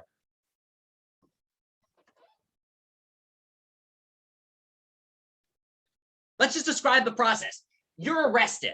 One, arrest. What happens now? So they'll do a background check and all while you're in there. So we'll put this in, you're held in jail for a little bit. What happens next? While you're arrested, while you're in jail, you've been charged for murder. There's a court date set. What happens in the court? Are you just immediately sentenced to life in prison? Or to the death penalty or something like that? If you are charged for murder, what happens? There's a trial. Yeah, you go to court, there's a trial. You have a right to get a lawyer to defend you in front of your peers. You are allowed to make sure that if you're going to jail, you deserve to be there. And this is the other downside of cancel culture, even in the cases in which, it's very, very bad stuff, we end up going like, yes, look, there was a positive outcome. This person lost their job and they did something terrible. This person who's been making employees give them hand jobs for 20 years should not be allowed to keep their job, and they lost it through cancel culture. The company never fired them because they made the company a lot of money. We don't want this person to keep this. So in those cases, it goes well, but there's always the chance with cancel culture that somebody gets canceled and there's no sort of process. And what happens is you hear through the grapevine that somebody said something terrible, they get canceled, and they don't have the same right to a fair trial that you do in the justice system. Now, to be clear, I don't want to suggest the justice system is perfect. Every justice system is flawed. The United States justice system is flawed. But at the very least, there's an attempt to have you be tried by your peers. In cancel culture, it's not always like that. And I think there are definitely cases in which someone got canceled where the majority of us would say that was too much of a response, an overcorrection. Again, though, there's stuff on the other side where there's always going to be the person who, I really hope that none of you are sitting there thinking that if you're the CEO of the company, you can make people give you hand jobs. That is not an acceptable thing. It should never be allowed. Unless it's consensual, I mean, that is a different matter entirely. But if the person is an employee and they feel some pressure because this person is a higher up and therefore they can't say no to them, and they end up having to engage in sexual activities they don't want to engage in, that is majorly a problem. And the fact that cancel culture has opened up and made things like this exist in a workplace environment and led to more sexual harassment codes of conduct, I think that is, hopefully everyone agrees that's a good thing. However, I also don't want to dismiss that there are negative side effects. And I think that's why cancel culture is a great example of an ethical question. And you can see how both a utilitarian consequentialist view and a deontological sort of duty-based view have different, like in certain cases we'll come up with certain instances around cancel culture, and in other instances come up with a different answer. So for instance, there are certain cases in which I think we definitely want to say the canceling was correct because the person who was needs to be canceled because they were not treating people with respect, and the consequences of their actions were terrible. And I think this is why there's no simple answer to the question, is cancel culture good or bad? It's just, it exists. It's going to continue to exist. We are going to have to navigate a world in which it exists forever forward. And we're going to have to look at things on a case-by-case basis. And if you see someone getting called to be canceled, don't just immediately assume that they should. And if you see responses that this person shouldn't have been canceled, don't assume that they shouldn't have been. Like, you got to get your facts and details straight. And this is why the modern world is so damn exhausting. And that's the other downside to cancel culture, is that it does make for an exhausting world, because everything you say could be read by somebody. And honestly, just like, be aware of all the stuff that's out there. That got a little ranty, rambly, but I hope that I'm, is everyone on board, generally speaking, with just like takeaways? 1, there's problems with cancel culture. 2, there's good things with cancel culture. 3, clean your internet presence. And hopefully that was respectful to all the different viewpoints. If I offended you, I'm very sorry. And if you want to talk to me about it, but I'm doing my best here to, I mean, it's a hot button issue. It's something that we get very ramped up about. And there's a lot of cases of people being bad on both sides. So, all right. Biases, punishments. The rules are biased. The punishments are biased. This was way before we got into the cancel culture thing. I want to scroll up in the chat and see who it was who said this, because I want to give them credit.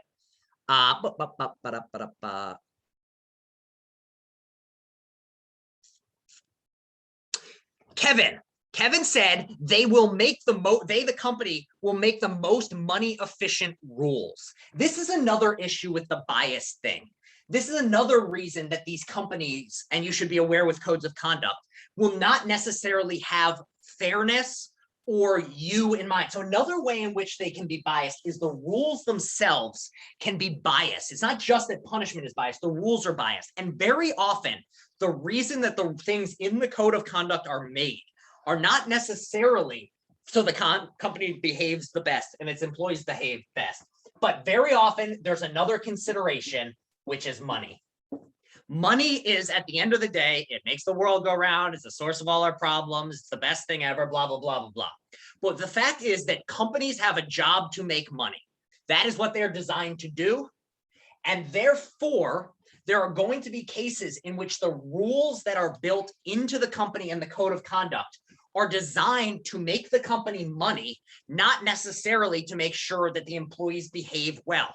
A lot of the rules are designed around that, but you should be aware that there are certain elements in here in a contract that you're signing that are not to make sure the company does the right thing or to make sure you behave well, but just to make sure that the company makes money. And those are NDAs and non-compete. So I just want to talk about what these are, just so you're familiar with the terms. Are people familiar with what NDAs are and what non-compete clauses are?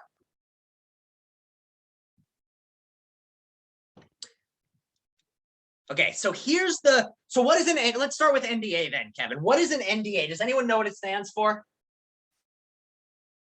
Non-disclosure agreement. Non-disclosure agreement. What is a non-disclosure agreement?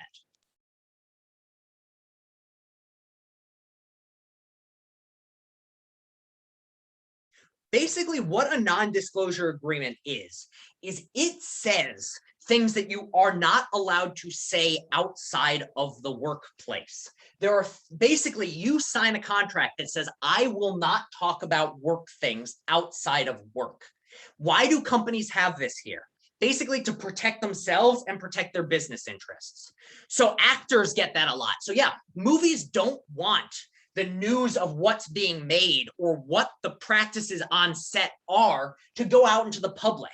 The whole, confidentiality. Non-disclosure agreements are about confidentiality. So a company will put this in here to make sure that, if the, let's just go with when the next Marvel movie comes out, Marvel wants it to be a surprise so that everyone wants to go and see it. They don't want people to know what the plot is and everything. They want to make sure that it causes as big of a splash as possible. So actors will have to sign these so that they don't talk about what it is, the company benefits. Another one, Tiffany says, some celebs have them before you go to parties. And yeah, that's another one. Celebrities will do it for their own well-being. They don't want it getting out what happens at the party. We've all been to parties where we've done something that we're glad there wasn't somebody recording it at the time. Like, we've all done it. They come in different degrees, but celebrities will have this because they don't want that to damage their reputation. It's not because they want to make sure you behave better. That's not why. If we wanted everyone to behave perfectly all the time, we'd have security cameras on our heads following us everywhere. It's rather that we want to be able to, let loose. And if you're going to let loose at a party, you don't want that getting out. So a non-disclosure agreement is built in here. It'll also include things like if you're working on a new project. So if you're designing a new program or a new video game as a programmer, there will be a non-disclosure of you're not allowed to talk about what you're doing, so that that information doesn't get out and another company can't steal it, or somebody else doesn't steal your intellectual property and start that. But very often, confidentiality, integrity, availability. Yes, and we're going to be talking about that. We're going to be talking about that CIA in, I guess, next class. We'll come up with it again. But yeah, here's so for those who aren't looking at the chat, CIA is confidentiality, integrity, availability, and these are the definitions of how to keep a network secure and private and good. And we'll be talking more next time about what exactly that means.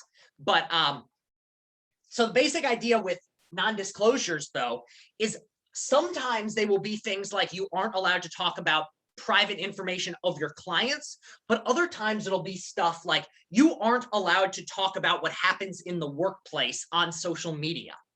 And this is something you should be aware of, because a lot of NDAs now have started having social media clauses where you are legally by your contract. And it's just good to know, be aware that these exist, where you are, as an employee, are not allowed to say disparaging things about the company on social media. If your boss is being a dick and you write, my boss today at so-and-so company was being a complete dick, you can get fired for that. That is in your non-disclosure agreement of you cannot talk about what happens in the workplace outside, or you cannot disparage the company on social media. So you might not agree with these clauses, but just know they're out there and the courts have not decided on them yet. And so be aware of what you're signing and saying. If they don't catch you, you're not going to get in trouble. But if you do this, be aware that there are certain companies in certain situations where you can be fired for that sort of thing. So that's a non-disclosure agreement. So just be aware that they exist. Now, a non-compete is something that you should also be aware of. And the laws around non-competes are complicated. They differ by state. But basically, here's the idea. How many of you are sports fans?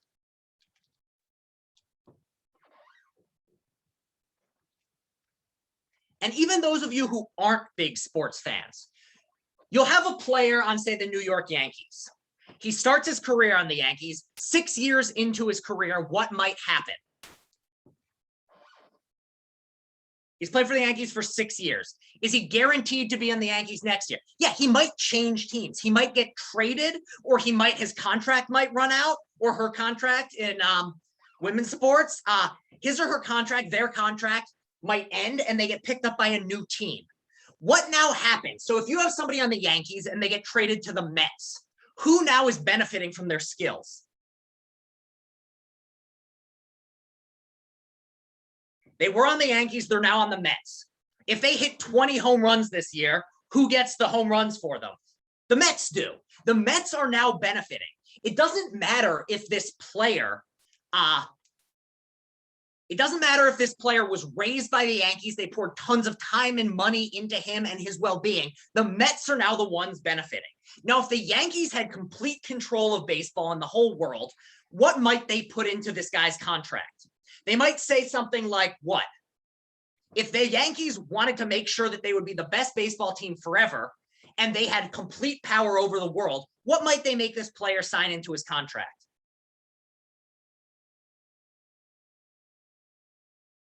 Before he ever joined them. Not necessarily an NDA. He can't change teams. Exactly. they might put a rule that says you are never allowed to play for another team. That is what a non-compete is. A non-compete is a clause in professional sports. Non-competes are judged illegal because they go against monopoly law. But in other businesses and in certain states, you are allowed to include clauses that say, if you leave or get fired from this company, you are not allowed to work at another company in the same field for a certain amount of time. So if you are, say, working for Google and you sign a contract as a programmer with a non-compete in it, it will say something like, you cannot work at our competitors for 5 years afterwards. And it changes based on places. Some of them, they have to pay you your salary for however long your non-compete holds up for. Certain states like Colorado, it's entirely illegal to have a non-compete. But the vast majority of technical professional jobs these days, companies are trying to get non-competes into them. And the laws around them, is a dishonorable discharge included in non-compete? That's actually a decent question. I'm not quite sure.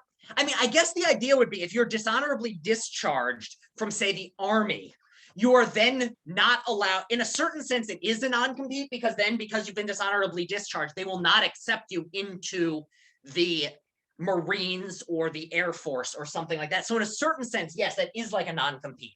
But a non-compete would it's much more commonly something like, if you are let's just imagine a case in which you're the CEO, something happens and you become the CEO of the Bank of America. And then you decide that you want to, you decide that you do not want to stay there. You want to change companies. There will generally be a clause that says you are not allowed to work as an executive officer within another top 50 bank worldwide for 5 years.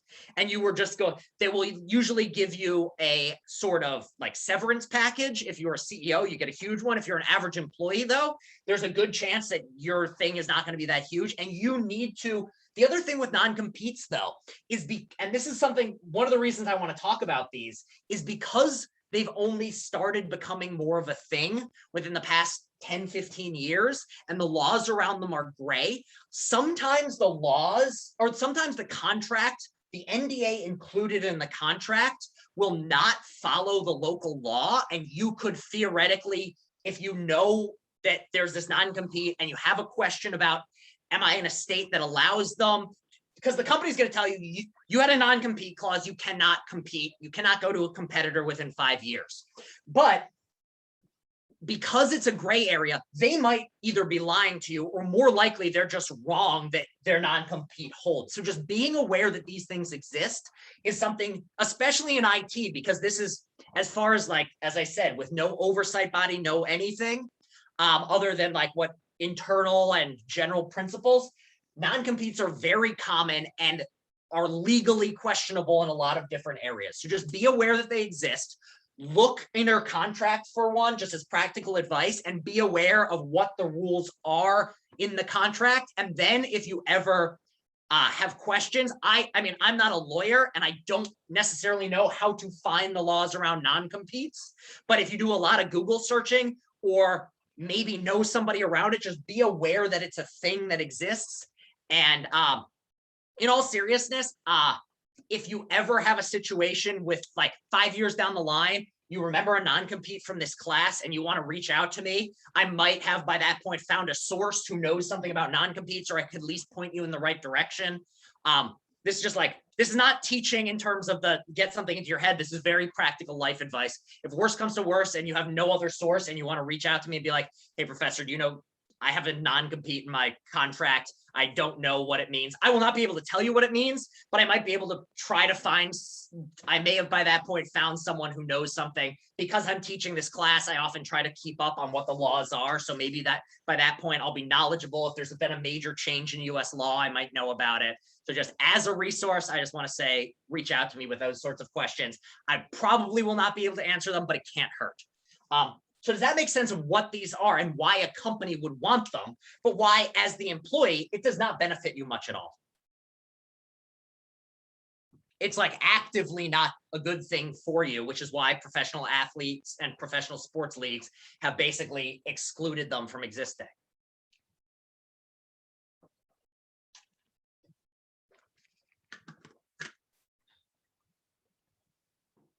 Are we all still there, or did I lose people?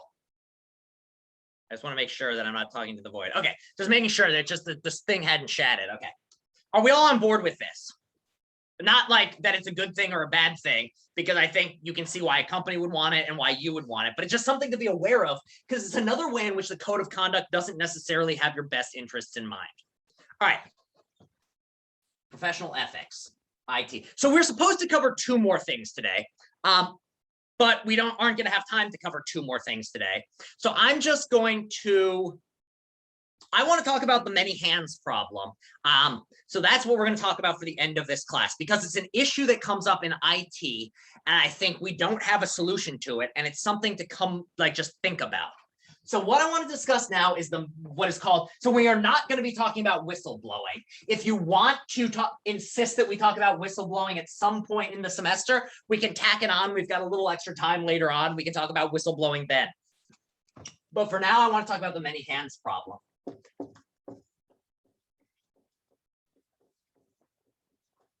So here's the basic idea. It ties in with the notion of responsibility. And this, as we said, what is it to hold someone accountable or responsible, we said? Well, it's to judge that somebody did something or is responsible for it and then hold them or punish them. And responsibility is really closely tied in with our notion of morality. The main reason that we spend time saying this is right or this is wrong is so that when we see that somebody has done something wrong, we can ensure that they're punished. Scott, you are spot on. Does it have to do with not knowing who exactly is responsible because of the amount of people involved? You are dead on. That is a perfect description of the many hands problem. But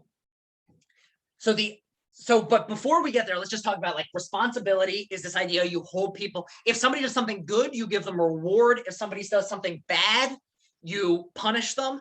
And it's kind of built, and this is one of the major reasons we even have morality. Why do we spend the mental effort deciding someone's a bad person? Well, if they do a bad thing, we want to make sure they're punished for it for multiple reasons. Why do we punish people? What is the general idea? Why do we think it's okay? There's a few major reasons for it. Just commonsensically, why do we punish people? Why do you punish your dog if it pees on the floor? Why do you punish a person who commits murder? Why, intuitively speaking? There's a few. Teaching.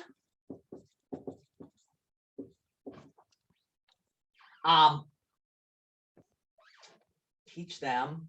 Stop others.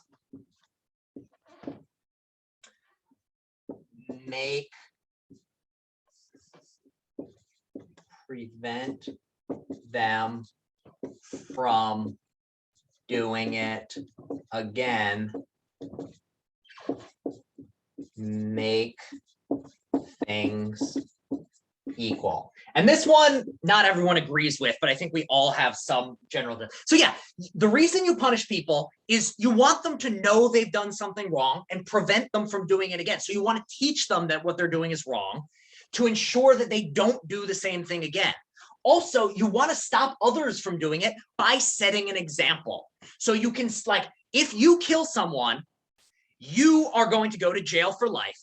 And therefore, anyone who's in a position of thinking about killing someone might think twice.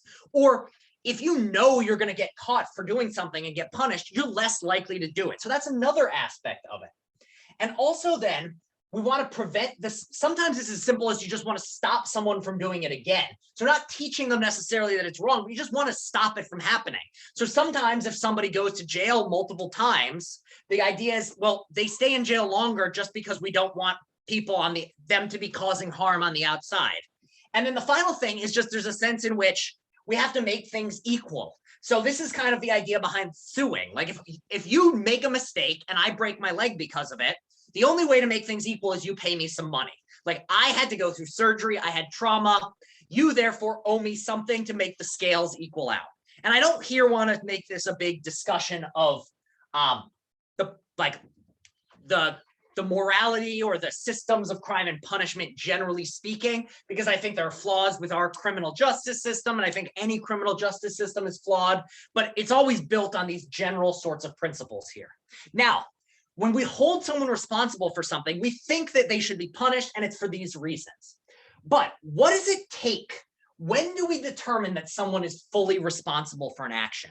Why, when someone is deserving of punishment, what has to be the case? If someone is deserving of punishment for murder, what is it that makes it the case that they've committed murder? So proven facts is one of them, but what are those facts? What are the facts that have to hold? We have to prove that they did something, or that we have to prove that certain facts hold, but what are the things that have to be true? If we want to punish someone, if we want to feel okay for punishing someone for murder, what has to be true? So let's just go with an example. So one of you, or no, let's say let's change this. So somebody cuts me off driving, and I really dislike it, and I run up to them and stab them in the heart and kill them. I should now be punished. Why? Why is it that I should be punished for doing this? What happened? What about me makes it the case that I'm the one who deserves the punishment? Why isn't it this person who was over here eating a sandwich? Why aren't they punished for it? What's the difference between me and them? And this is in some sense very basic level stuff. I took someone's life. What is it to take someone's life? What would be a word we would use? This person died, and what made them die? It's homicide. I made them. I caused them to die. So one of the issues with responsibility is you have to cause the person to die. So if you steal something, then if you caused it to go from one person to another, you are in some sense responsible for it. So yeah, there's also a debate about whether tomatoes are good or not. I don't want to get torn down this pathway, but what I will say is, much like cancel culture, there are some good tomatoes and some bad tomatoes. So I think you got to go on a tomato by tomato basis. But so one issue is that you have to have caused them to die. Now,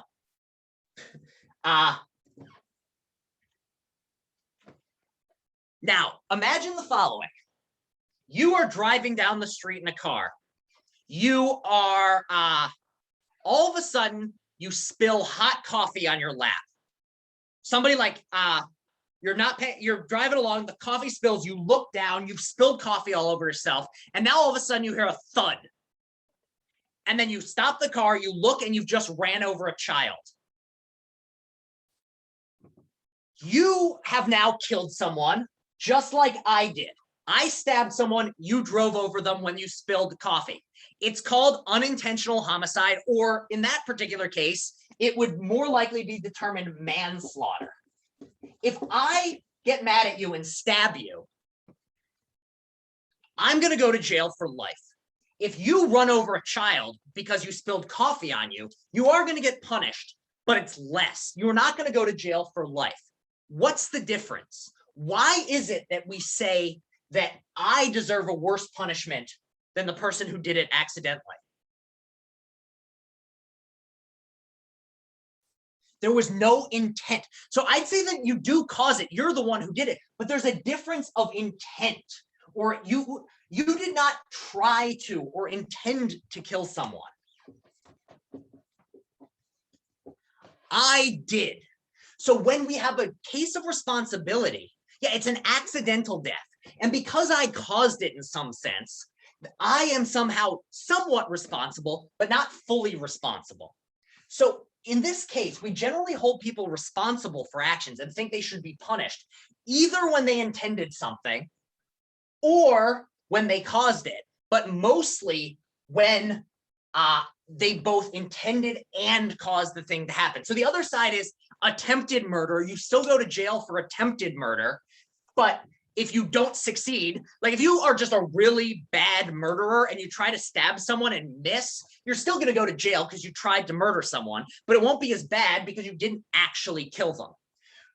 So the worst cases are ones in which you cause someone to die and you intended someone to die, or any sort of case. If you rob, the punishment of, if you're walking around in the grocery store and you are just mindlessly put a candy bar in your pocket and walk out and can prove that you didn't intend to do it, your punishment will be less than if you knowingly like snuck the candy bar in your shirt and get caught for it. So responsibility requires cause and intention. Now, this I'm bringing up for exactly the reason that, who was it? Scott says, which is, in a case in which it's one person doing something with intention, it's very easy to decide what their punishment should be.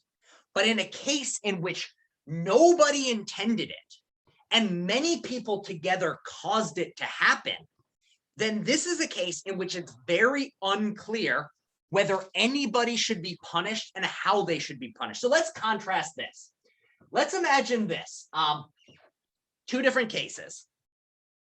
Case one, I angrily stab someone in the heart, knowingly intend them to die. This is a case in which I'm stabbing, it's going to be a child because I don't have room. Also, it just makes it worse. So I stab this child because I'm very mad. And I do it intentionally in the cause. Now, let's contrast this with another case. Imagine that you all think it's really funny to leave thumbtacks everywhere. Have any of you ever had a thumbtack in your shoe? Like it gets stuck in your shoe and then every step you take, it goes clip, clip, clip, and it sounds funny and you slip around and you don't know it's there. People had this issue before? Yeah. So imagine that each and every one of you thinks it's really funny when this happens. I don't know why. You just think it's hilarious. So imagine that you all decide to leave thumbtacks in your classroom. Just like each one of you puts down one thumbtack. And now, unbeknownst to you, I'm teaching in that class later. And for some reason, I'm teaching without shoes on. I don't know why I'm teaching without shoes on. I'm just doing a Zoom class, and I don't like wearing shoes when I'm doing Zoom classes, so I'm not wearing shoes. And I don't notice there's these thumbtacks. So I'm walking around, and each one of you put down one thumbtack. I, walking around, am so focused on teaching, I don't notice these thumbtacks, even though I'm stepping on them and they're going into my feet. So now, by the end of class, let's say there's 30 of you in the class, I now have 30 thumbtacks in my feet and they're just bleeding profusely. All of a sudden, I fall over and die. I fall over and die because I've bled out, unbeknownst to me, because I've got 30 thumbtacks in my feet. Here's the question. Are you, who's responsible for my death? How responsible are they? And how should they be punished? In this case, very clear, I killed it. So here's a question. Did any of you murder me? If you all left one thumbtack without trying to hurt me, you just thought it'd be funny for me to get in my shoe. Did you murder me? No, not really. But you caused me to die in some sense. You caused me to die, but did any one of you cause me to die? Because here's the fact, getting one thumbtack in your shoe, in your foot, isn't gonna kill you. It's only if you get 30 thumbtacks that you're bleeding so profusely, you might bleed out. Was there an intent of harm though? You mostly just wanted me to get it in my shoe because you think it would be funny to have it in my shoe. You never thought that I would walk around barefoot in a classroom. You didn't know that. All you thought is this would be a kind of funny thing to do. Or you just, an even better one would be, imagine you just walked out of the classroom and for like you were in a hurry and you know you're supposed to make sure, imagine it's a, let's go with a different class. Imagine that it's a classroom in which for some reason, your professor the class before has you doing arts and crafts. You have to put up stuff, or you've got a big board, you have to put things on the board. And your professor always says, like, here's the deal, make sure that you clean up all your thumbtacks after class. However, class ran a little bit long and everyone leaves behind one thumbtack. And I, the next teacher teaching in that room, step on your accidental thumbtacks and I die in just this way. Each one of you left behind one thumbtack. Each of those thumbtacks is in my foot. No one thumbtack would have killed me. None of you intended for me to step on these thumbtacks, and yet now I'm dead. Are you responsible for my death, and how should you be punished? If you hadn't forgotten your thumbtacks, I'd still be alive. I'd be happy. My family would not have learned that you all killed me somehow by leaving behind one thumbtack. So in some sense, my family's going to think like you are all responsible for my death and something should happen to you. But if you, the person who accidentally left behind one thumbtack, was punished for this, like if you went to jail for 10 years for accidentally leaving behind a thumbtack, how would you feel about that? Would that feel fair to you? Yeah, I mean, I think it wouldn't be fair. Like there's some sense in which, yes, you screwed up. You left behind a thumbtack when you were in a hurry, but you didn't try to kill me. There was no intention. And yet at the end of the day, I'm dead. I am dead as a doornail. Now, this is the problem of many hands. If everybody drops one thumbtack, even if one of you intended, even if we go back to the case in which you intended to make a funny joke or intended to me to step on the thumbtack, another one would be a case in which, like, imagine each of you knew I taught in bare feet and thought it would be funny if I stepped on one thumbtack, but none of you talked to each other. And so each of you left one thumbtack just trying to cause me a minimal amount of pain, but together it caused me to die. Then it seems like, again, it's a different case, but all of these are designed to show as soon as a lot of people are involved, especially a case in which nobody intends harm, but harm is caused to happen, it's really unclear how these people should be punished. And this is a really big issue. And why are we bringing up this problem in a philosophy of and information or ethics and information technology class? Why am I bringing up this like crazy thumbtack example? Like, this is not information technology. This is like a weird thing I just thought up on the spot. But what is its relevance to this class? Well, so if by some mistake you forgot to do something that led to a hack, that's exactly the sort of example I have in common. I have in mind. So what is something that takes a lot of people are often working on it at the same time. Everyone is doing the best they can, but is often rushed. Each person is only responsible for a little bit of it and doesn't always necessarily know what everyone else working on the project is doing. And that thing has the potential to cause harm, even if nobody was intending to do it. Well, that sounds a lot like working on a software program at a company. A software program, it's not the vast majority of big companies, you have many people working on the same piece of software. It's only a single app, or it's like a small game or something, that it's only a single programmer working on it. Usually speaking, it's many, many people working on a thing. And I'm sure those of you who have worked in IT know this inside and out, that like, you don't always know what the other side's doing. You're just working on a certain part of it. And here's the other thing with it. How many of you have ever, I have a question for you. You have 2 days, let's say, let me think of the best way of doing this. I give you a week.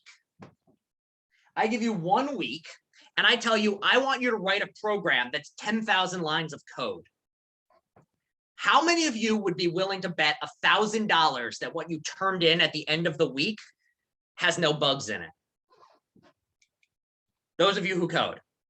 How many of you would be willing to bet 10,000 lines? Yeah, never, ever taking that bet. No way. That's the nature of coding. People make mistakes, bugs happen, people aren't perfect. So there's almost certainly going to be bugs in a person's code. And very often they're small and harmless. Sometimes they cause problems, but what can often happen is you cause one minor, let's just imagine you're a really good programmer, you cause one very small bug.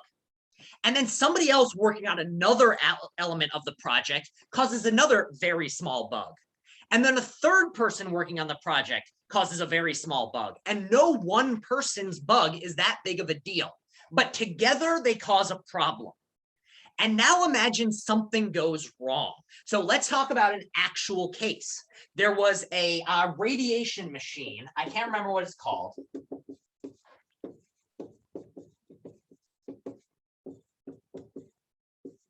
So there was a doctor's office, or actually, I guess more actively, a hospital that had a radiation machine. What is a radiation machine for? Does anyone know?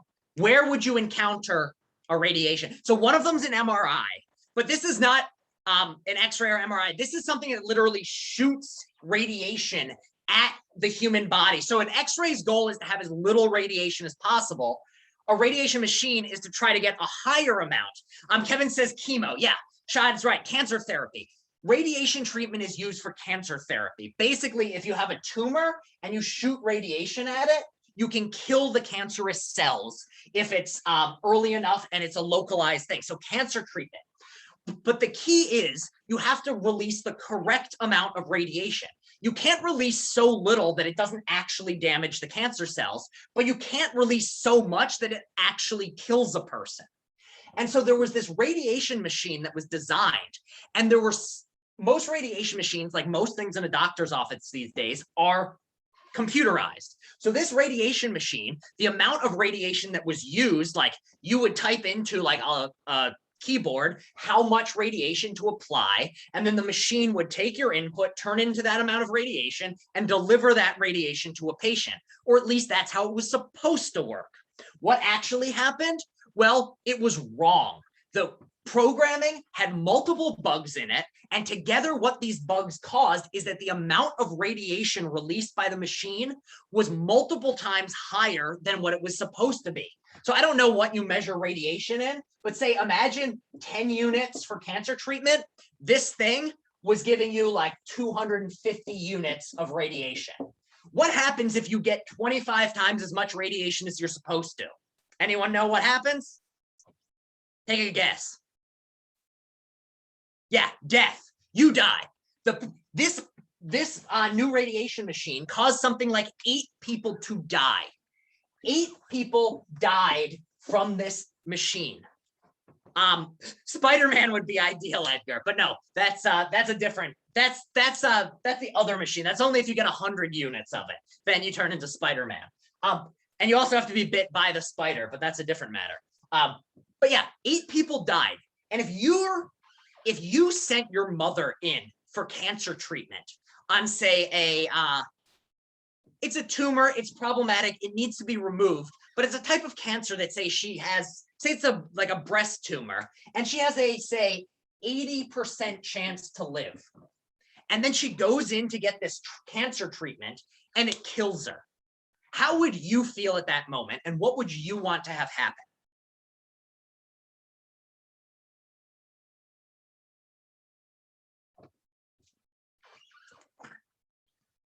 You want to punish whoever is responsible. So now let's ask ourselves, who is responsible? Who should be punished for this problem? Just to review the facts again, this machine was bought by a hospital. The hospital is run by doctors who know what machines are supposed to do. They aren't coders. So the person who used the radiation machine was a doctor who was told by a company, you should be able to use this machine. The machine did not work right because it was a large company. Let's say there were 250 people working on this machine. Or no, let's keep it simple. Let's say there were 50 coders, and say there were a total of 7 bugs that together caused this to happen.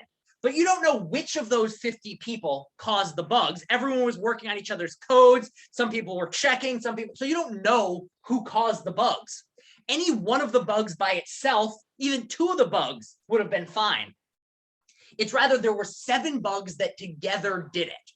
So who is it that should be held responsible? Granted, these people were given reasonable deadlines. Like, it's not like they were rushed. It's just they were working.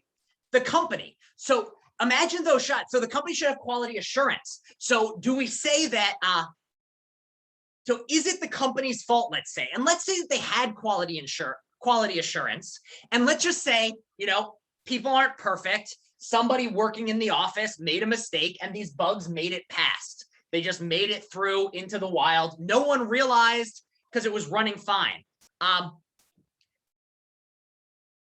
So yeah, it's the program has these bugs, none of which by themselves were problematic. So how should we hold them responsible then? So what should happen? A lot of you are saying the company should be held responsible, but what does that entail exactly? What should we do to this company? What do we need to do?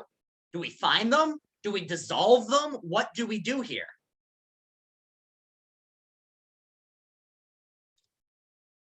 The fact that we're having a pause here, I think, is exactly the point. Yeah, so suing would be one thing. We could sue the company and make sure they get money, and that's usually what ends up happening. But how much money is enough for your mom's life? How much money is worth it to you? Like if your mom dies and if they offered you $5 million, would you be happy? Well, is that enough? Or $5 million, is that enough? Will you ever be able to, if you accept $5 million and call it a day, it's not bringing your mom back. Is that really okay? Do you want to see all these people lose their jobs? I mean, on the one hand, you might, because they killed your mom, but on the other, if you could lose your job and go to jail for making bugs in your code, imagine if it was illegal to make bugs in code. Would anyone ever work in IT? The utilitarian perspective, the consequentialist view is, if we fired or even worse, jailed anyone who made bugged code, the world would be a worse place because we wouldn't have any technology. We can enforce regulation more, but it's not let's just assume that this company didn't do anything wrong. Human error is inevitable. So imagine that quality assurance, it just snuck through, it was a huge program.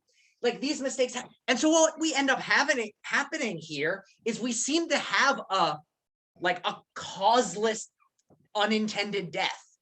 And if you're the person who dies from this, you want something, but it doesn't look like what you ideally want to have happen. If instead of this complicated case, I just ran up to your mother and stabbed her in the heart, we'd be able to at least say, well, the person's behind bars, they are getting their justice.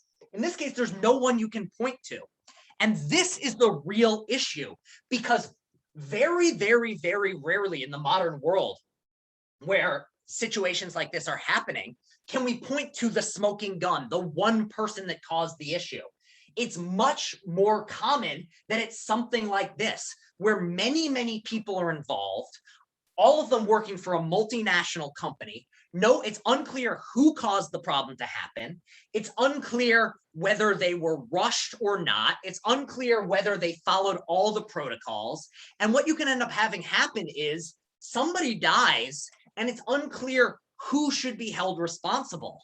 And it doesn't seem like any answer we come up with is satisfactory.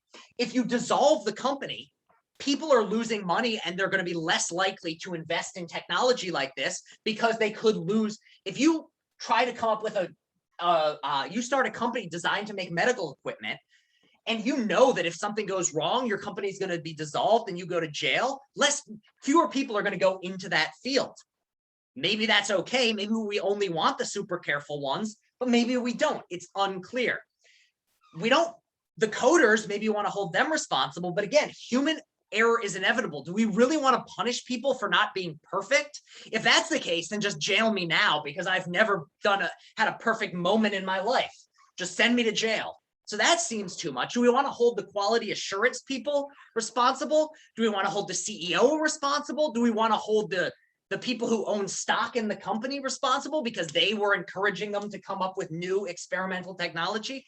Any answer we come up with isn't satisfying.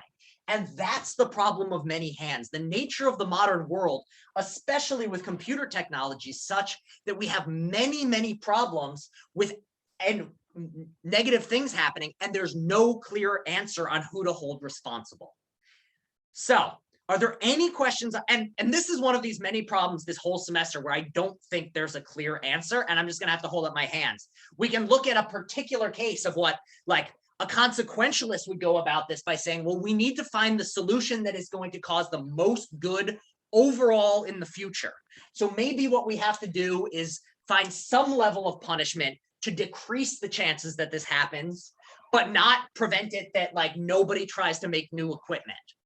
On the other hand, a deontologist is going to have to say, we need to respect the person who died and find some way of punishing somebody. Even if this person did not intend to do it, we need to find some way to punish them. So you can see how we can take the things we talked about last class and try to apply them to these complex, messy situations. But I really don't think in these sorts of cases, there's clear-cut answers. And one of the things to know is that in the modern world with modern technology, there are going to be moments where we have unsatisfying solutions to these big, complex problems. And just be aware that there are going to be these problems, and you just have to know that they're out there, that these issues can come up. And when you hear something and your initial impulse is to be very angry about it, like, I can't believe, you have to dig in and see, well, what caused it? Who is responsible? What should happen? And so always, again, another lesson is just learn the details before you pass your judgment. And I think this is another case that ties back into the cancel culture thing, where before you call somebody to be canceled, learn the details of the facts. All right, any last questions on this? Do people understand what this many hands problem is and why it's become more of an issue than ever before thanks to modern technology? All right. If there are no other questions, I'm going to stop the recording, tell you we are exactly at 1:15. Tell you all to have a great weekend. I will post the Blackboard discussion questions and then announce everyone on the Blackboard once they're posted. But again, if you missed, I forgot to post the Blackboard question for this week, so you all got full credit on it. For those of you who came in a couple minutes late, no worries. That's why I record these things. Have a great weekend, everyone, and I will see you next Friday.